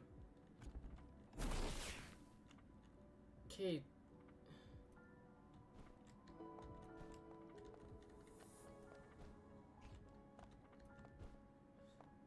Shouldn't be a problem to wait a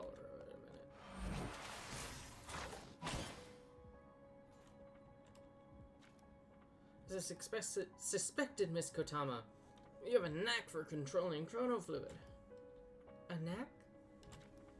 This umbrella spear is actually a weapon powered by chrono fluid. It's a dangerous device and needs a lot of training to handle properly. Sounds pretty serious. Should I put it back? No worries. Just be careful with it. Let's practice handling it first. Umbrella Spear, a balanced weapon wielded by disciplinary supervisors, suitable for both offense and defense. J repeatedly for basic attacks. I for fluid detonation. O for... okay.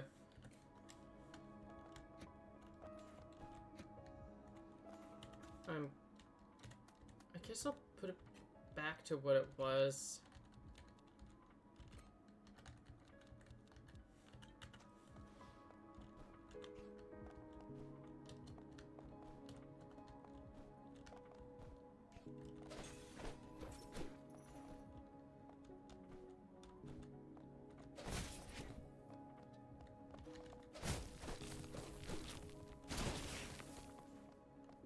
It may be the same.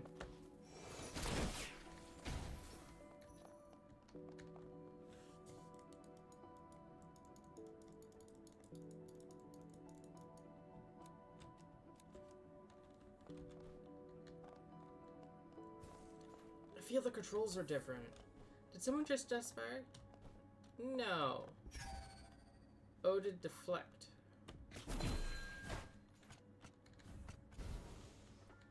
O to parry attack. Successful parry will coat the enemy.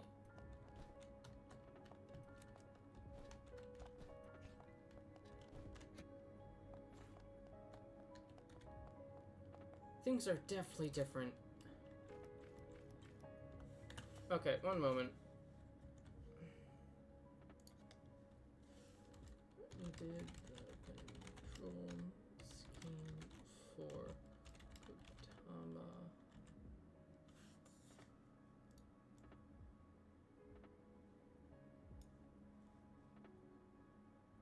Academy.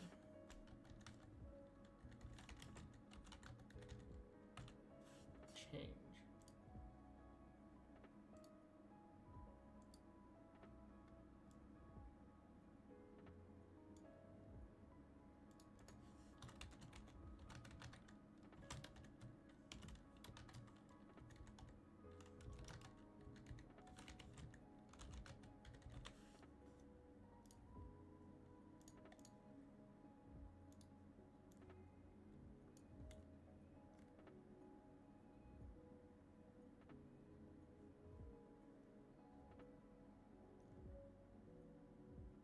Oh, that's why it's different. The game's optimized for controller. That's why it felt weird. One moment.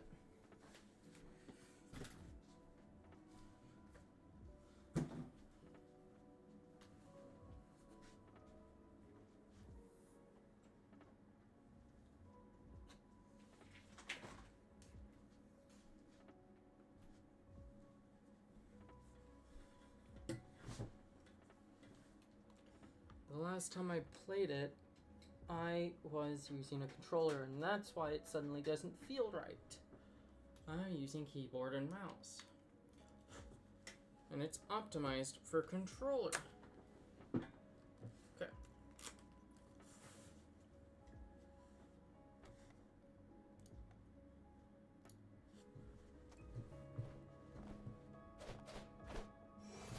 Yeah, that's better.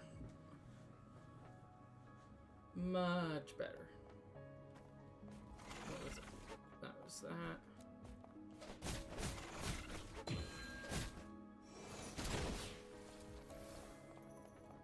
What was... Oh, haven't unlocked dash yet.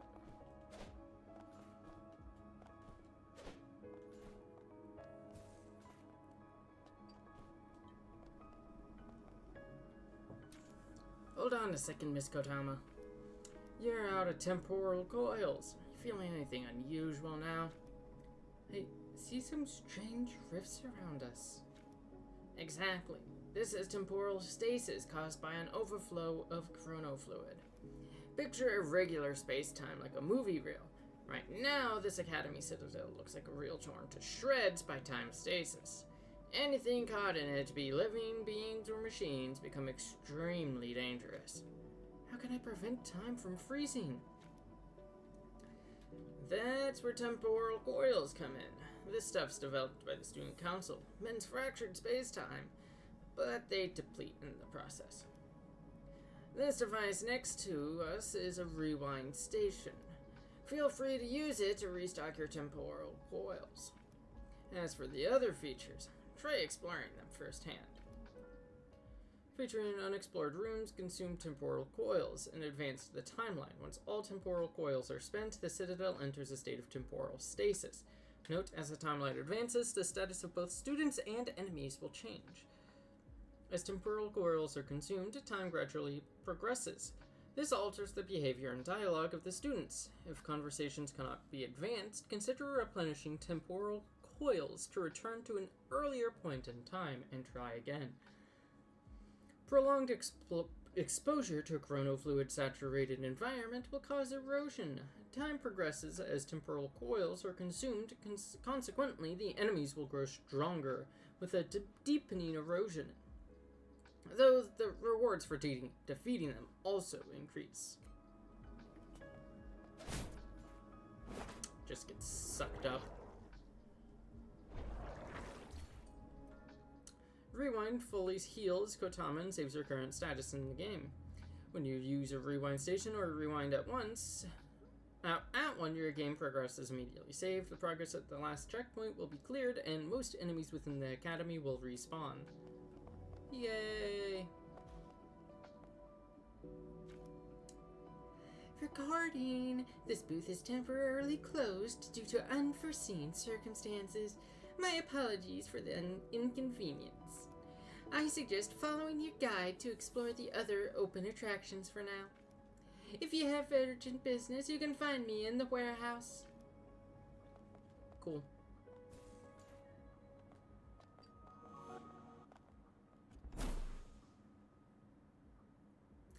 You're not worthy of being anyone. Looks like you got some trouble on your tail. Kotama, meet Chizuru, the Secretary General of the Student Council. She's in charge of everything related to Camel Star election. Welcome to the registration office. You must be Kotama, I assume. You know me? Yes, I've heard all about you from the president. She's pretty intrigued. An exchange student like yourself is a rare find. If I'm not mistaken, you're here to sign up for the Caramel Star election, right? Yeah, that's why I'm here. Well, about the election, we're currently facing some complications. You've run into those fish heads already, right, Kotama? Like, those fishy heads? Those fish heads up there?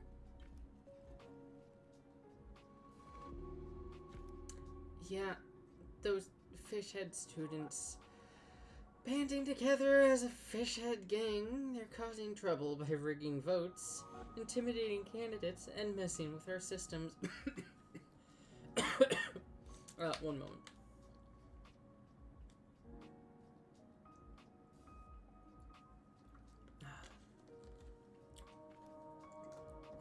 For everyone's safety, I had to close candidate registration early. I'll deal with him.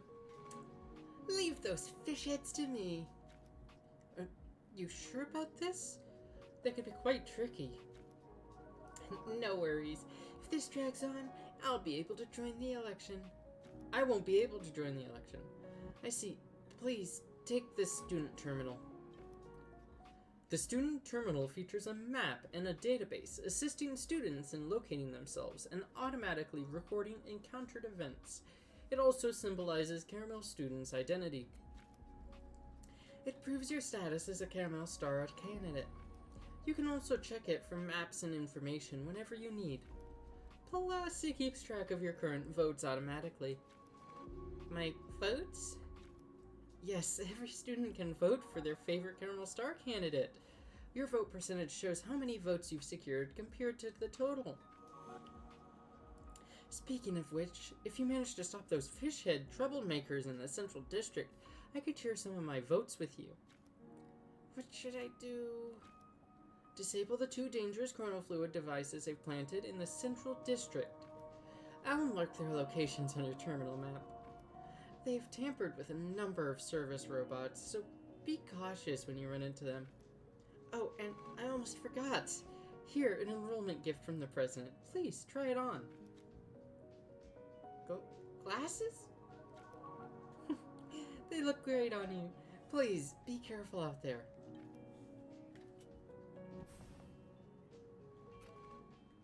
Oh.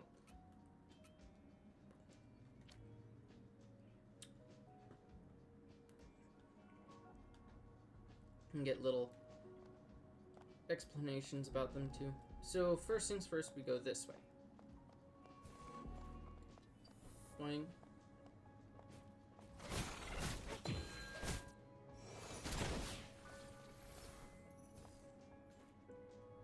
And wee.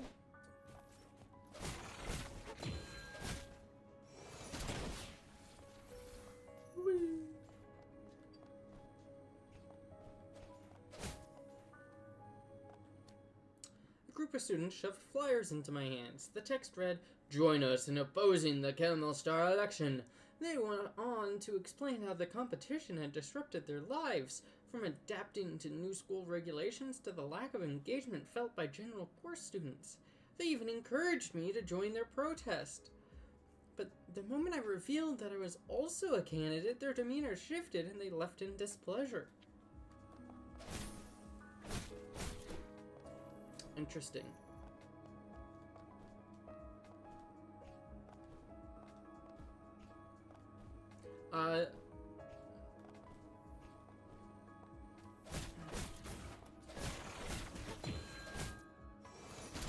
Yeah, this is 100% optimized for controller.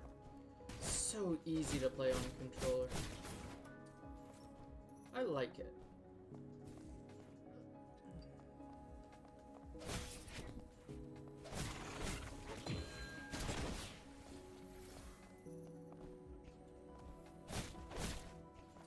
Not just because the main character is super pretty and cute, though that is a massive plus. We like it when there's cute characters. We love the cute characters.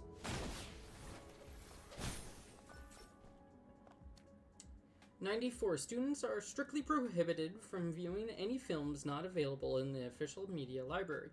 95. All students must enter hibernation pods monthly for short-term academic progress evaluation. 96. Any abnormal phenomena observed within the campus must be reported immediately to the student council, and students must evacuate the area promptly. 97. Experiments involving chronofluid require prior application to the student council. Research may only commence after formal approval. 98. It is forbidden to privately retain any objects found near the door. Number 99. No student may leave the campus without authorization before graduation. 100. All intellectual property, inventions, and research achievements developed by students during their enrollment automatically becomes property of Carmel upon graduation. That last one kind of sucks. Rule number 1. No student shall exceed the daily caloric and nutritional intake limit set by the principal. Number 2, during the Carmel Star election, all students must cast a vote. Abstention is prohibited. Number 3, any student seeking entry to the principal's office must obtain prior approval from all 4 administrators. Number 4, damaging any public property is strictly forbidden. Violators will be assigned 1 week of mandatory community service. Number 5, students must strictly follow the course schedule designed by the principal and are not permitted to enroll in additional electives. Number 6, students must carry their personal terminals at all times and are prohibited from lending or exchanging them. Number 7, any encounter with a student not registered in the terminal database must be reported immediately to disciplinary supervisors. Interesting. Have you noticed these strange doors around the campus? They're said to be anomalous. Spaces created during experiments, each one connected to another world. But we haven't found a way to open them all. They're fused in place and movable. Some say they're alien portals since the gravity near them always acts strange. A student kept telling me all sorts of unsolved mysteries about Carmel, urging me to stay alert to any unusual phenomena around campus. Interesting. A checkpoint restores Kotama's chrono shells and saves your current status and progress in the game. Note, if you choose to rewind at a checkpoint after being knocked down, you will revert to the last saved progress. Items and abilities acquired from your unsaved progress will be reset.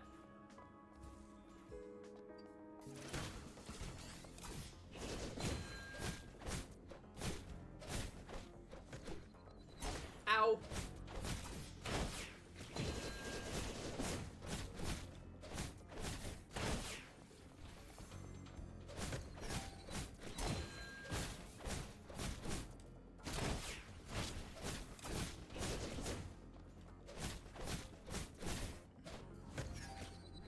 So, funny thing, one of my roommates actually has it really down bad for a girl that they met, to the point that it is not only affecting their mental health, but also just kind of their friendships too. As it should, right? Totally.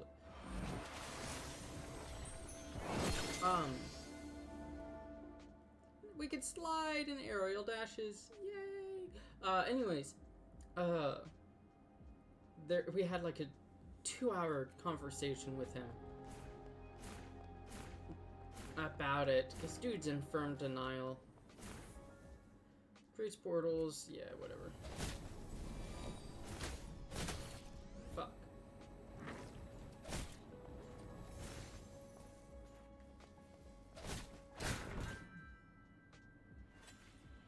Collect 3 to get maximum capacity of life jades. Yeah.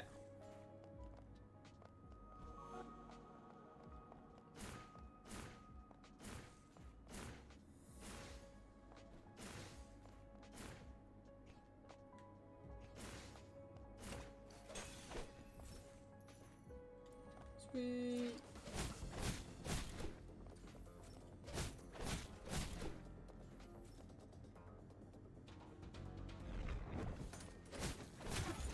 Ow.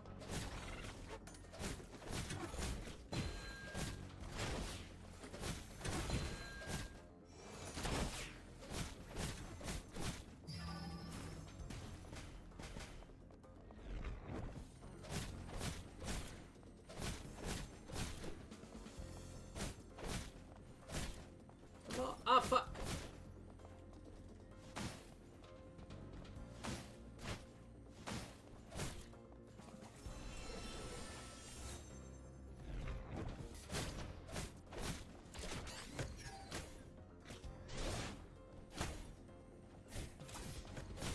Fuck! Kotama, no!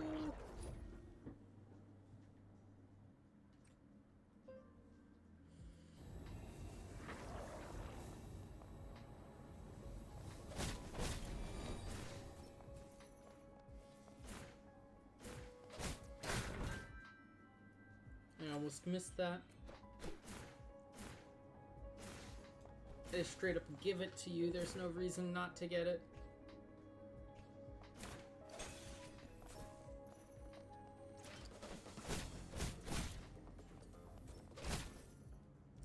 When Kotama dies, her residual chrono fluid will form a reset point at the location of death. Detonating the reset point can restore the chrono shell and life jade. Note: Luminite will be dropped upon death.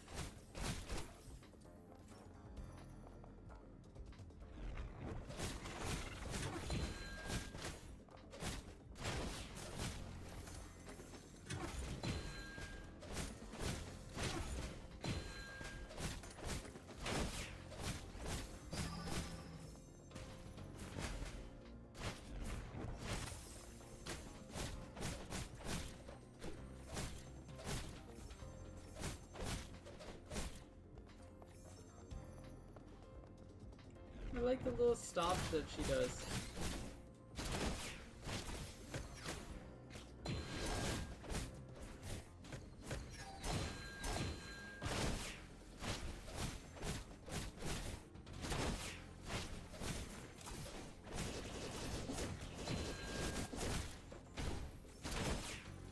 Come on! Down with the robots!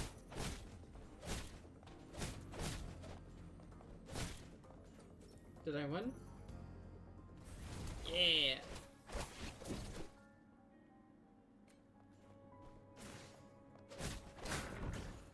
Effect moderately increases base attack when Chrono Shell is full.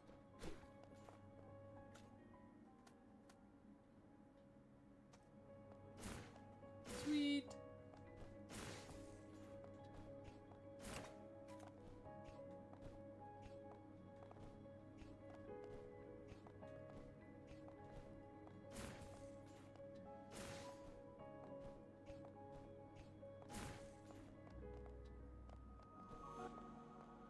Now we go down here.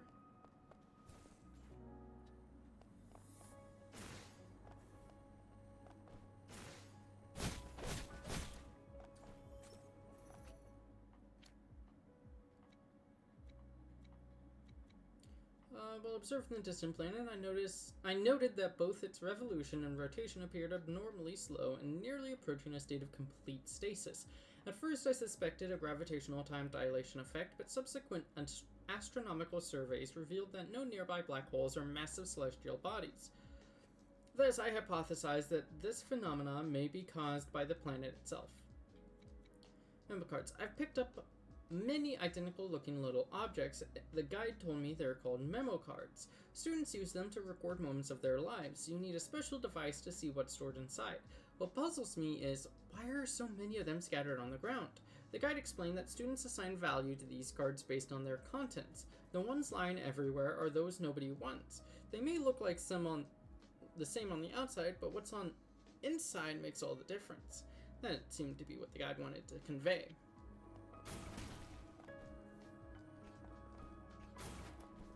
So it's it's what's on the inside that counts type shit.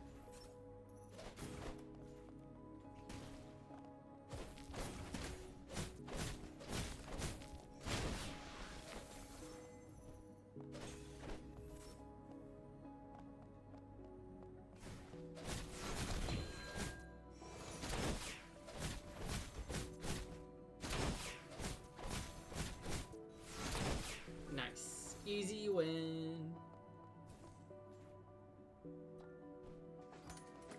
Why are they wearing fish heads? Maybe some kind of quirky style?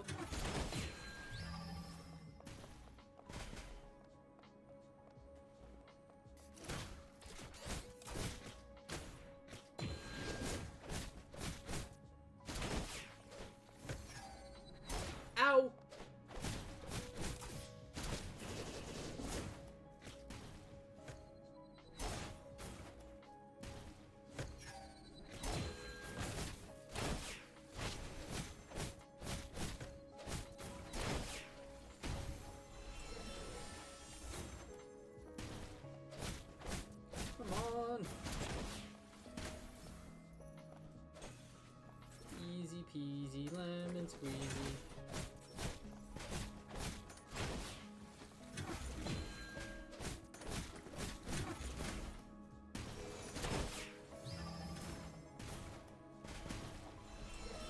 Oh, I like menu.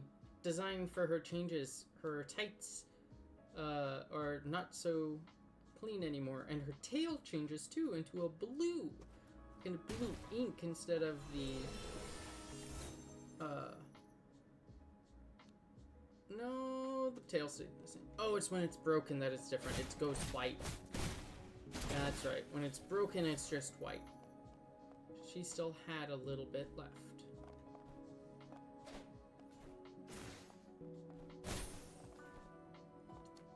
Student Haru, Academy, Art Academy. Violation details. The student concealed a large quantity of strictly prohibited films and organized unauthorized private film screenings, subsequently requiring each attending student to submit a 10,000-word reflection essay.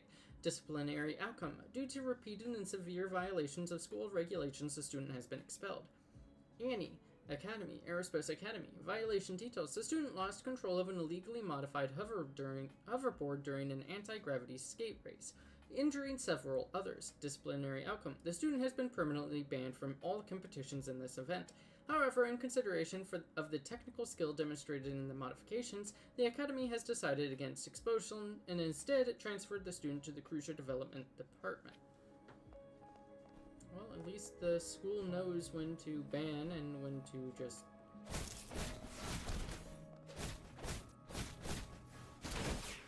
let the kid learn.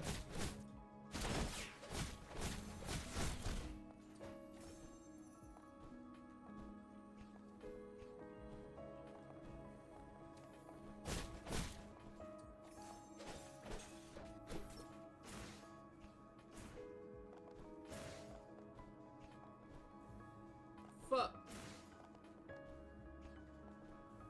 Wonder why the school has so many platforms rather than like stairs and stuff with the like. Just a random thought. Map for the Central District has been loaded to the terminal. Woo.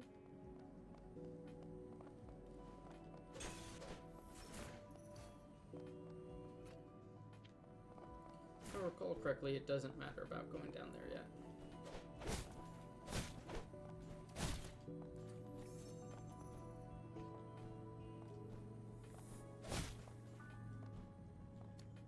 A student named Saya excitedly showed me a device. She explained that it was a radio capable of showing everyone's future. She claimed this invention could change the world, and that I'd have the honor of being its first tester.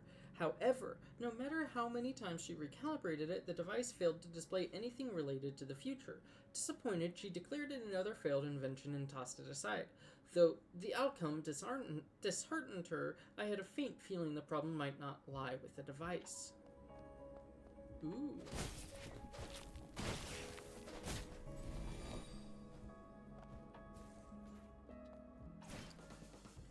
Detonating it breaches their detonation points.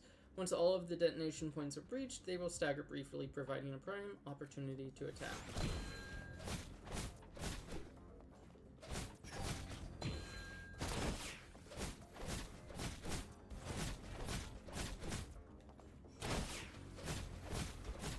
This fight should be easy.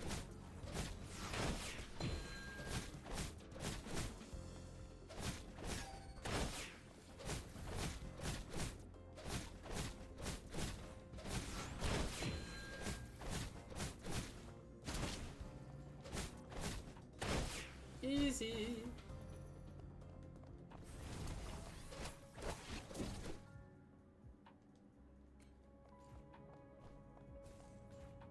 Sweet.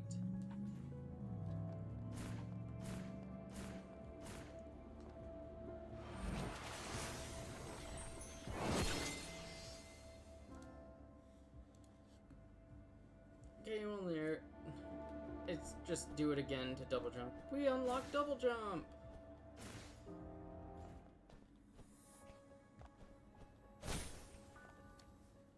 If they hadn't offered me a reward I simply couldn't refuse, I would have never taken on this deadly assignment. Before this, my most bragged about feat was single-handedly subduing 5 armed militants. an operation that remained the most illustrious moment of my career. I always used to say, if it's humans, there's always a way to deal with it. But who would have thought that one day I'd be dealing with alien organisms? That day, I saw one of those extraterrestrial creatures mimic a human form. The resemblance was flawless. Who knows if any of the scientists working closely with them might one day have been replaced. Interesting. So aliens are real. I always knew it!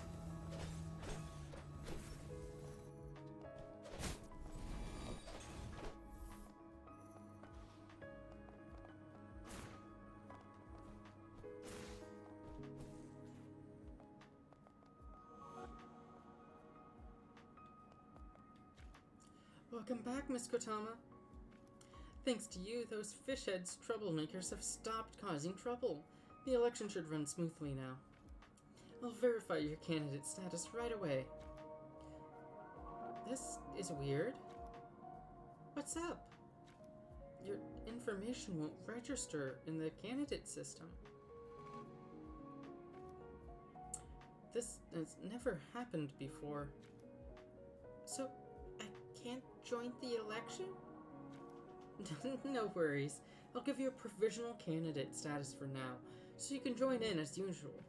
But if this registration issue doesn't get fixed, you may end up getting disqualified from the Carmel Star election, and any votes you get won't count.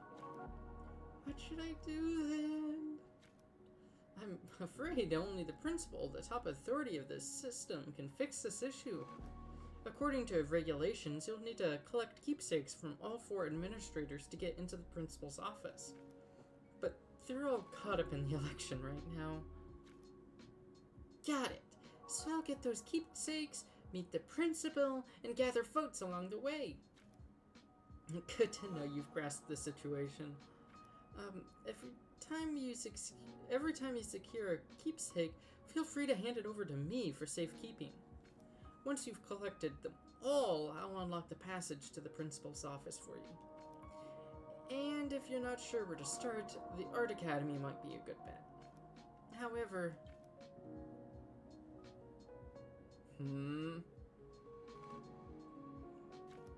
The entrance to the Art Academy is blocked by those fish-headed students right now.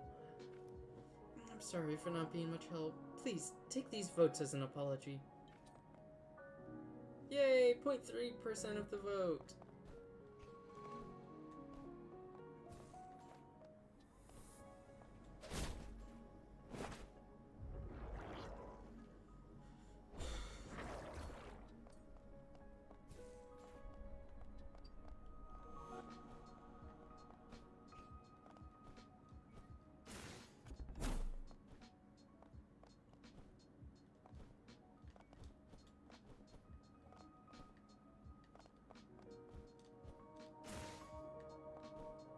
So how am I supposed to get up there?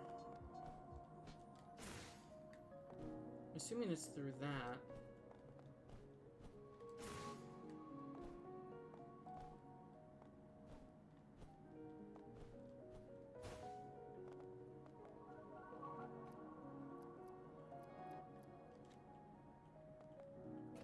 I don't remember how I'm supposed to get up there.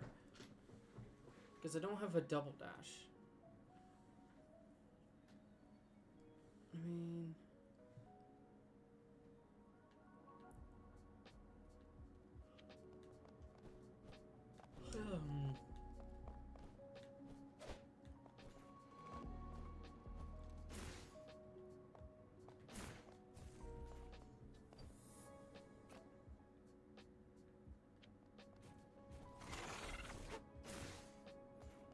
What if...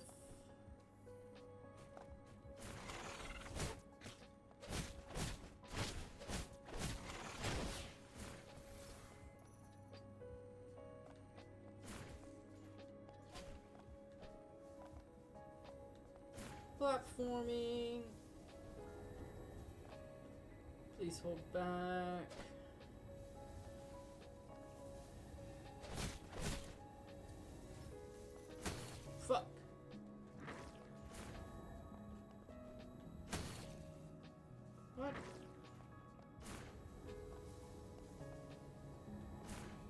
That's right.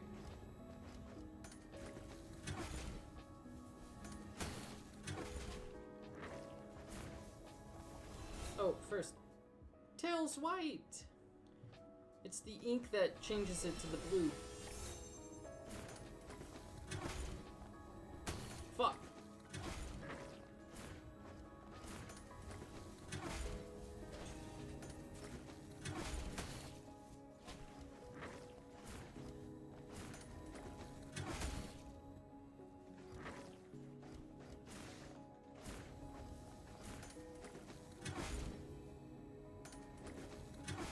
So, how am I supposed to get across this?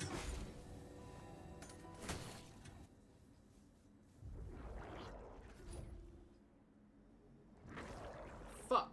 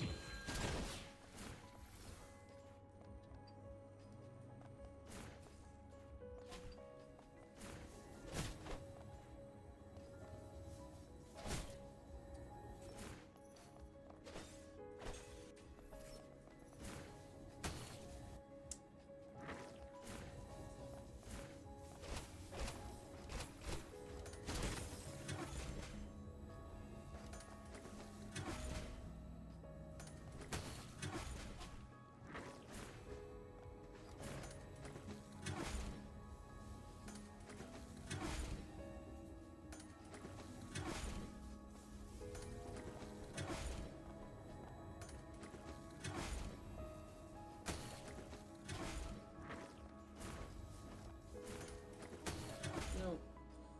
Fuck.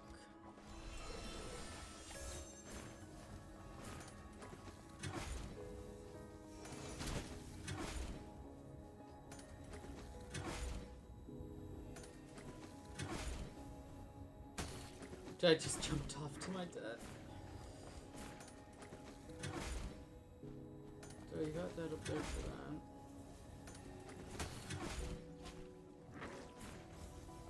So no, that's for that section.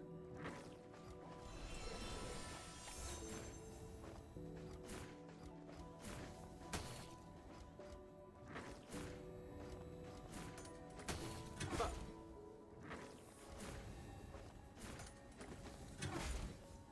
And then...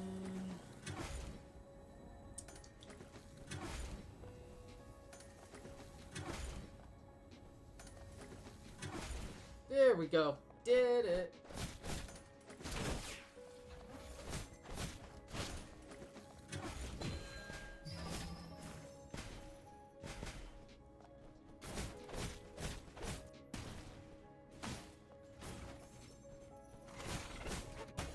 Fuck.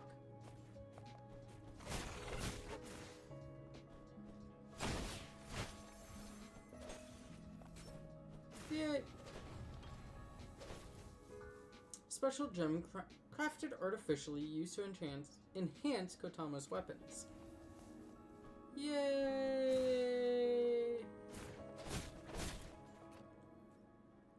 I'm good again.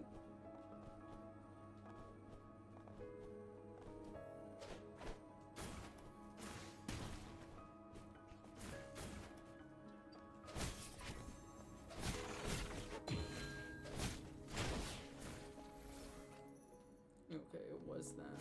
Okay.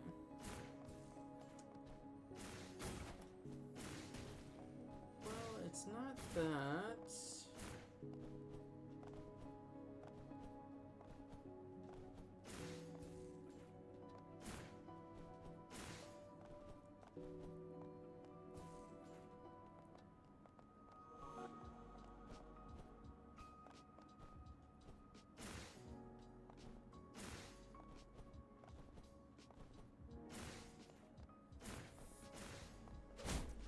I'm curious.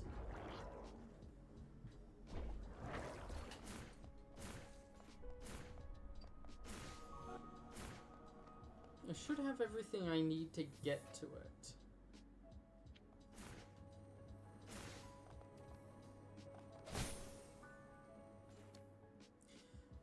Student Bubble Academy, Architecture Academy, violation details. The student created a 4-layer dream sequence within a memo card, causing another student who drew it to become trapped in the dream and unable to wake it autonomously. Disciplinary outcome.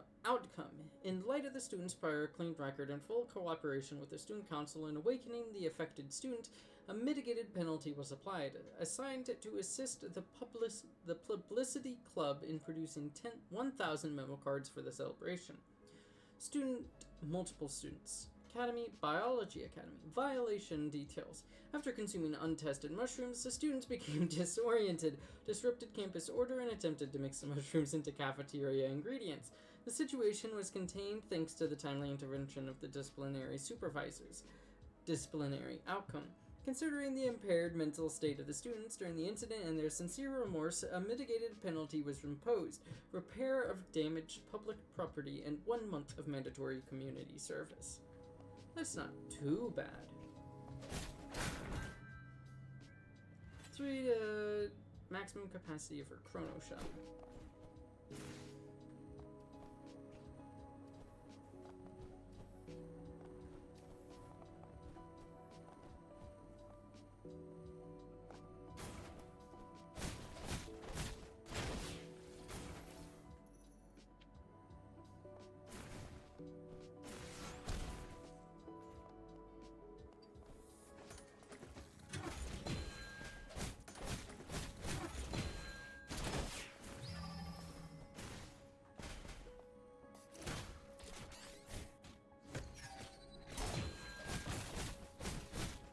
Bam!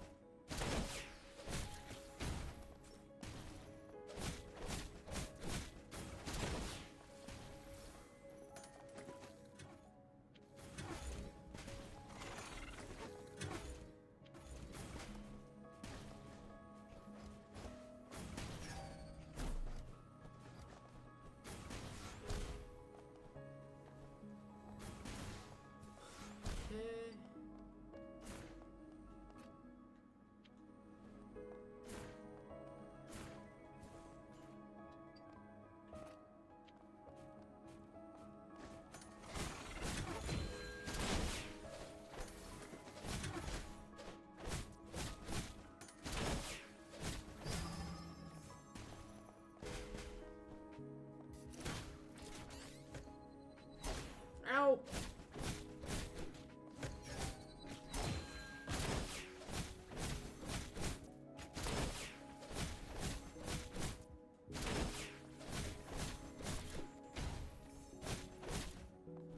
Easy.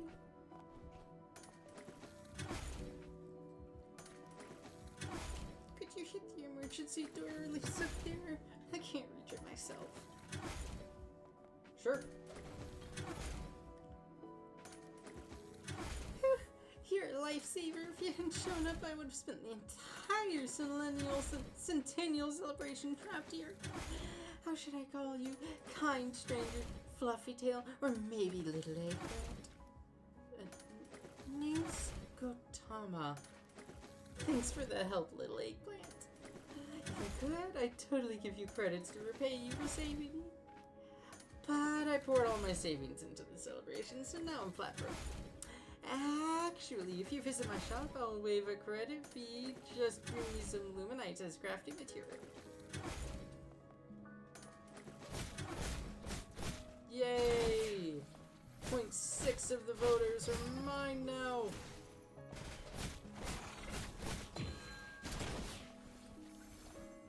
Easy peasy, lemon squeezy.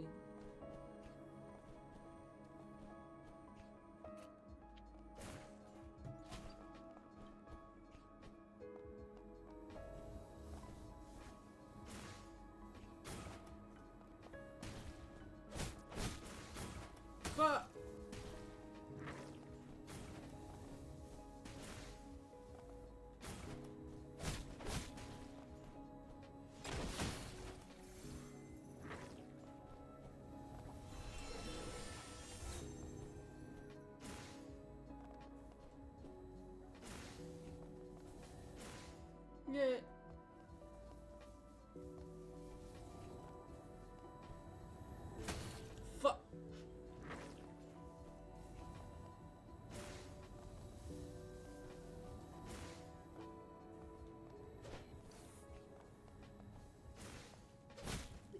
easy.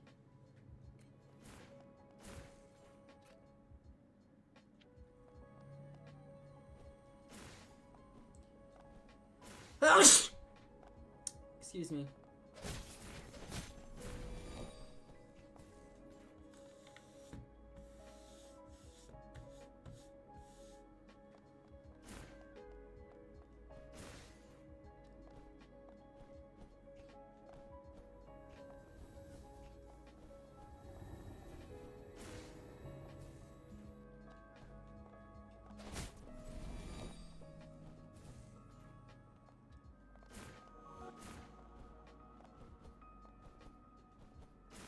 So how am I supposed to get over there?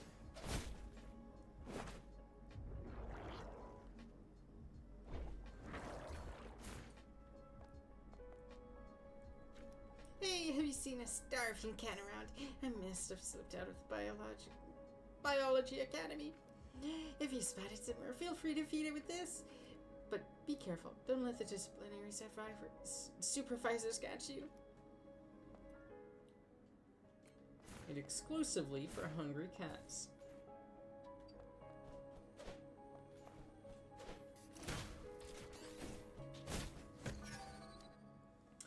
Give me your vote. Fuck. Give me your vote. Are you a candidate? I've never seen you before. Vote. It's not that easy to get a vote for me. Have you decided how we'll settle this? Give it to me. Wait, do you even understand the rules? Vote. Give it to me. I see.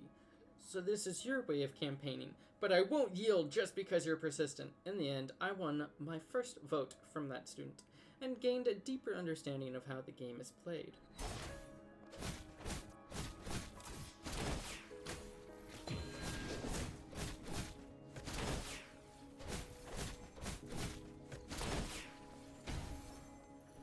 Hey cat, have some cat food.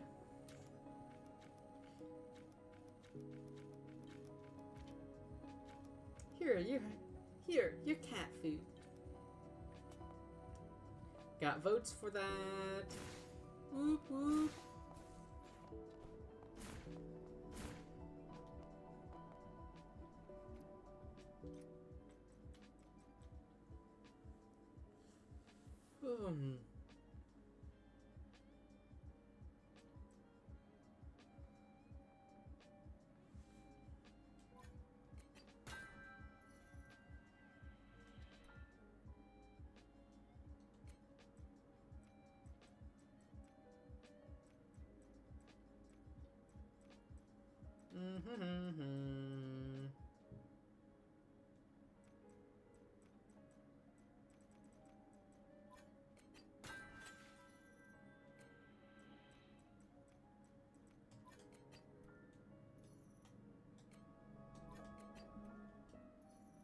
Let's feed the cat tons of food. Oh.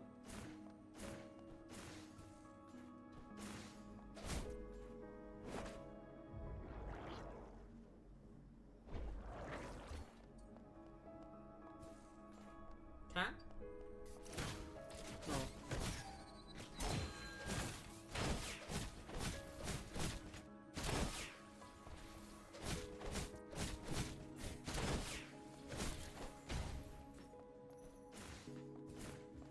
No kitty.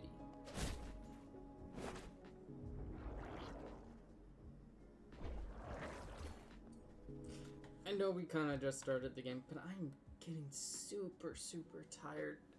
I still gotta do the dishes. So I'm gonna end things here. We will continue playing this tomorrow. I've been wanting to play the game a lot, and I just haven't been playing it on my own, so we're playing it on stream instead. So yeah. Thank you all for being here. I hope you have a good day, night, all that fun jazz. And I will see you all tomorrow for movie night. Bye-bye. Have a good one.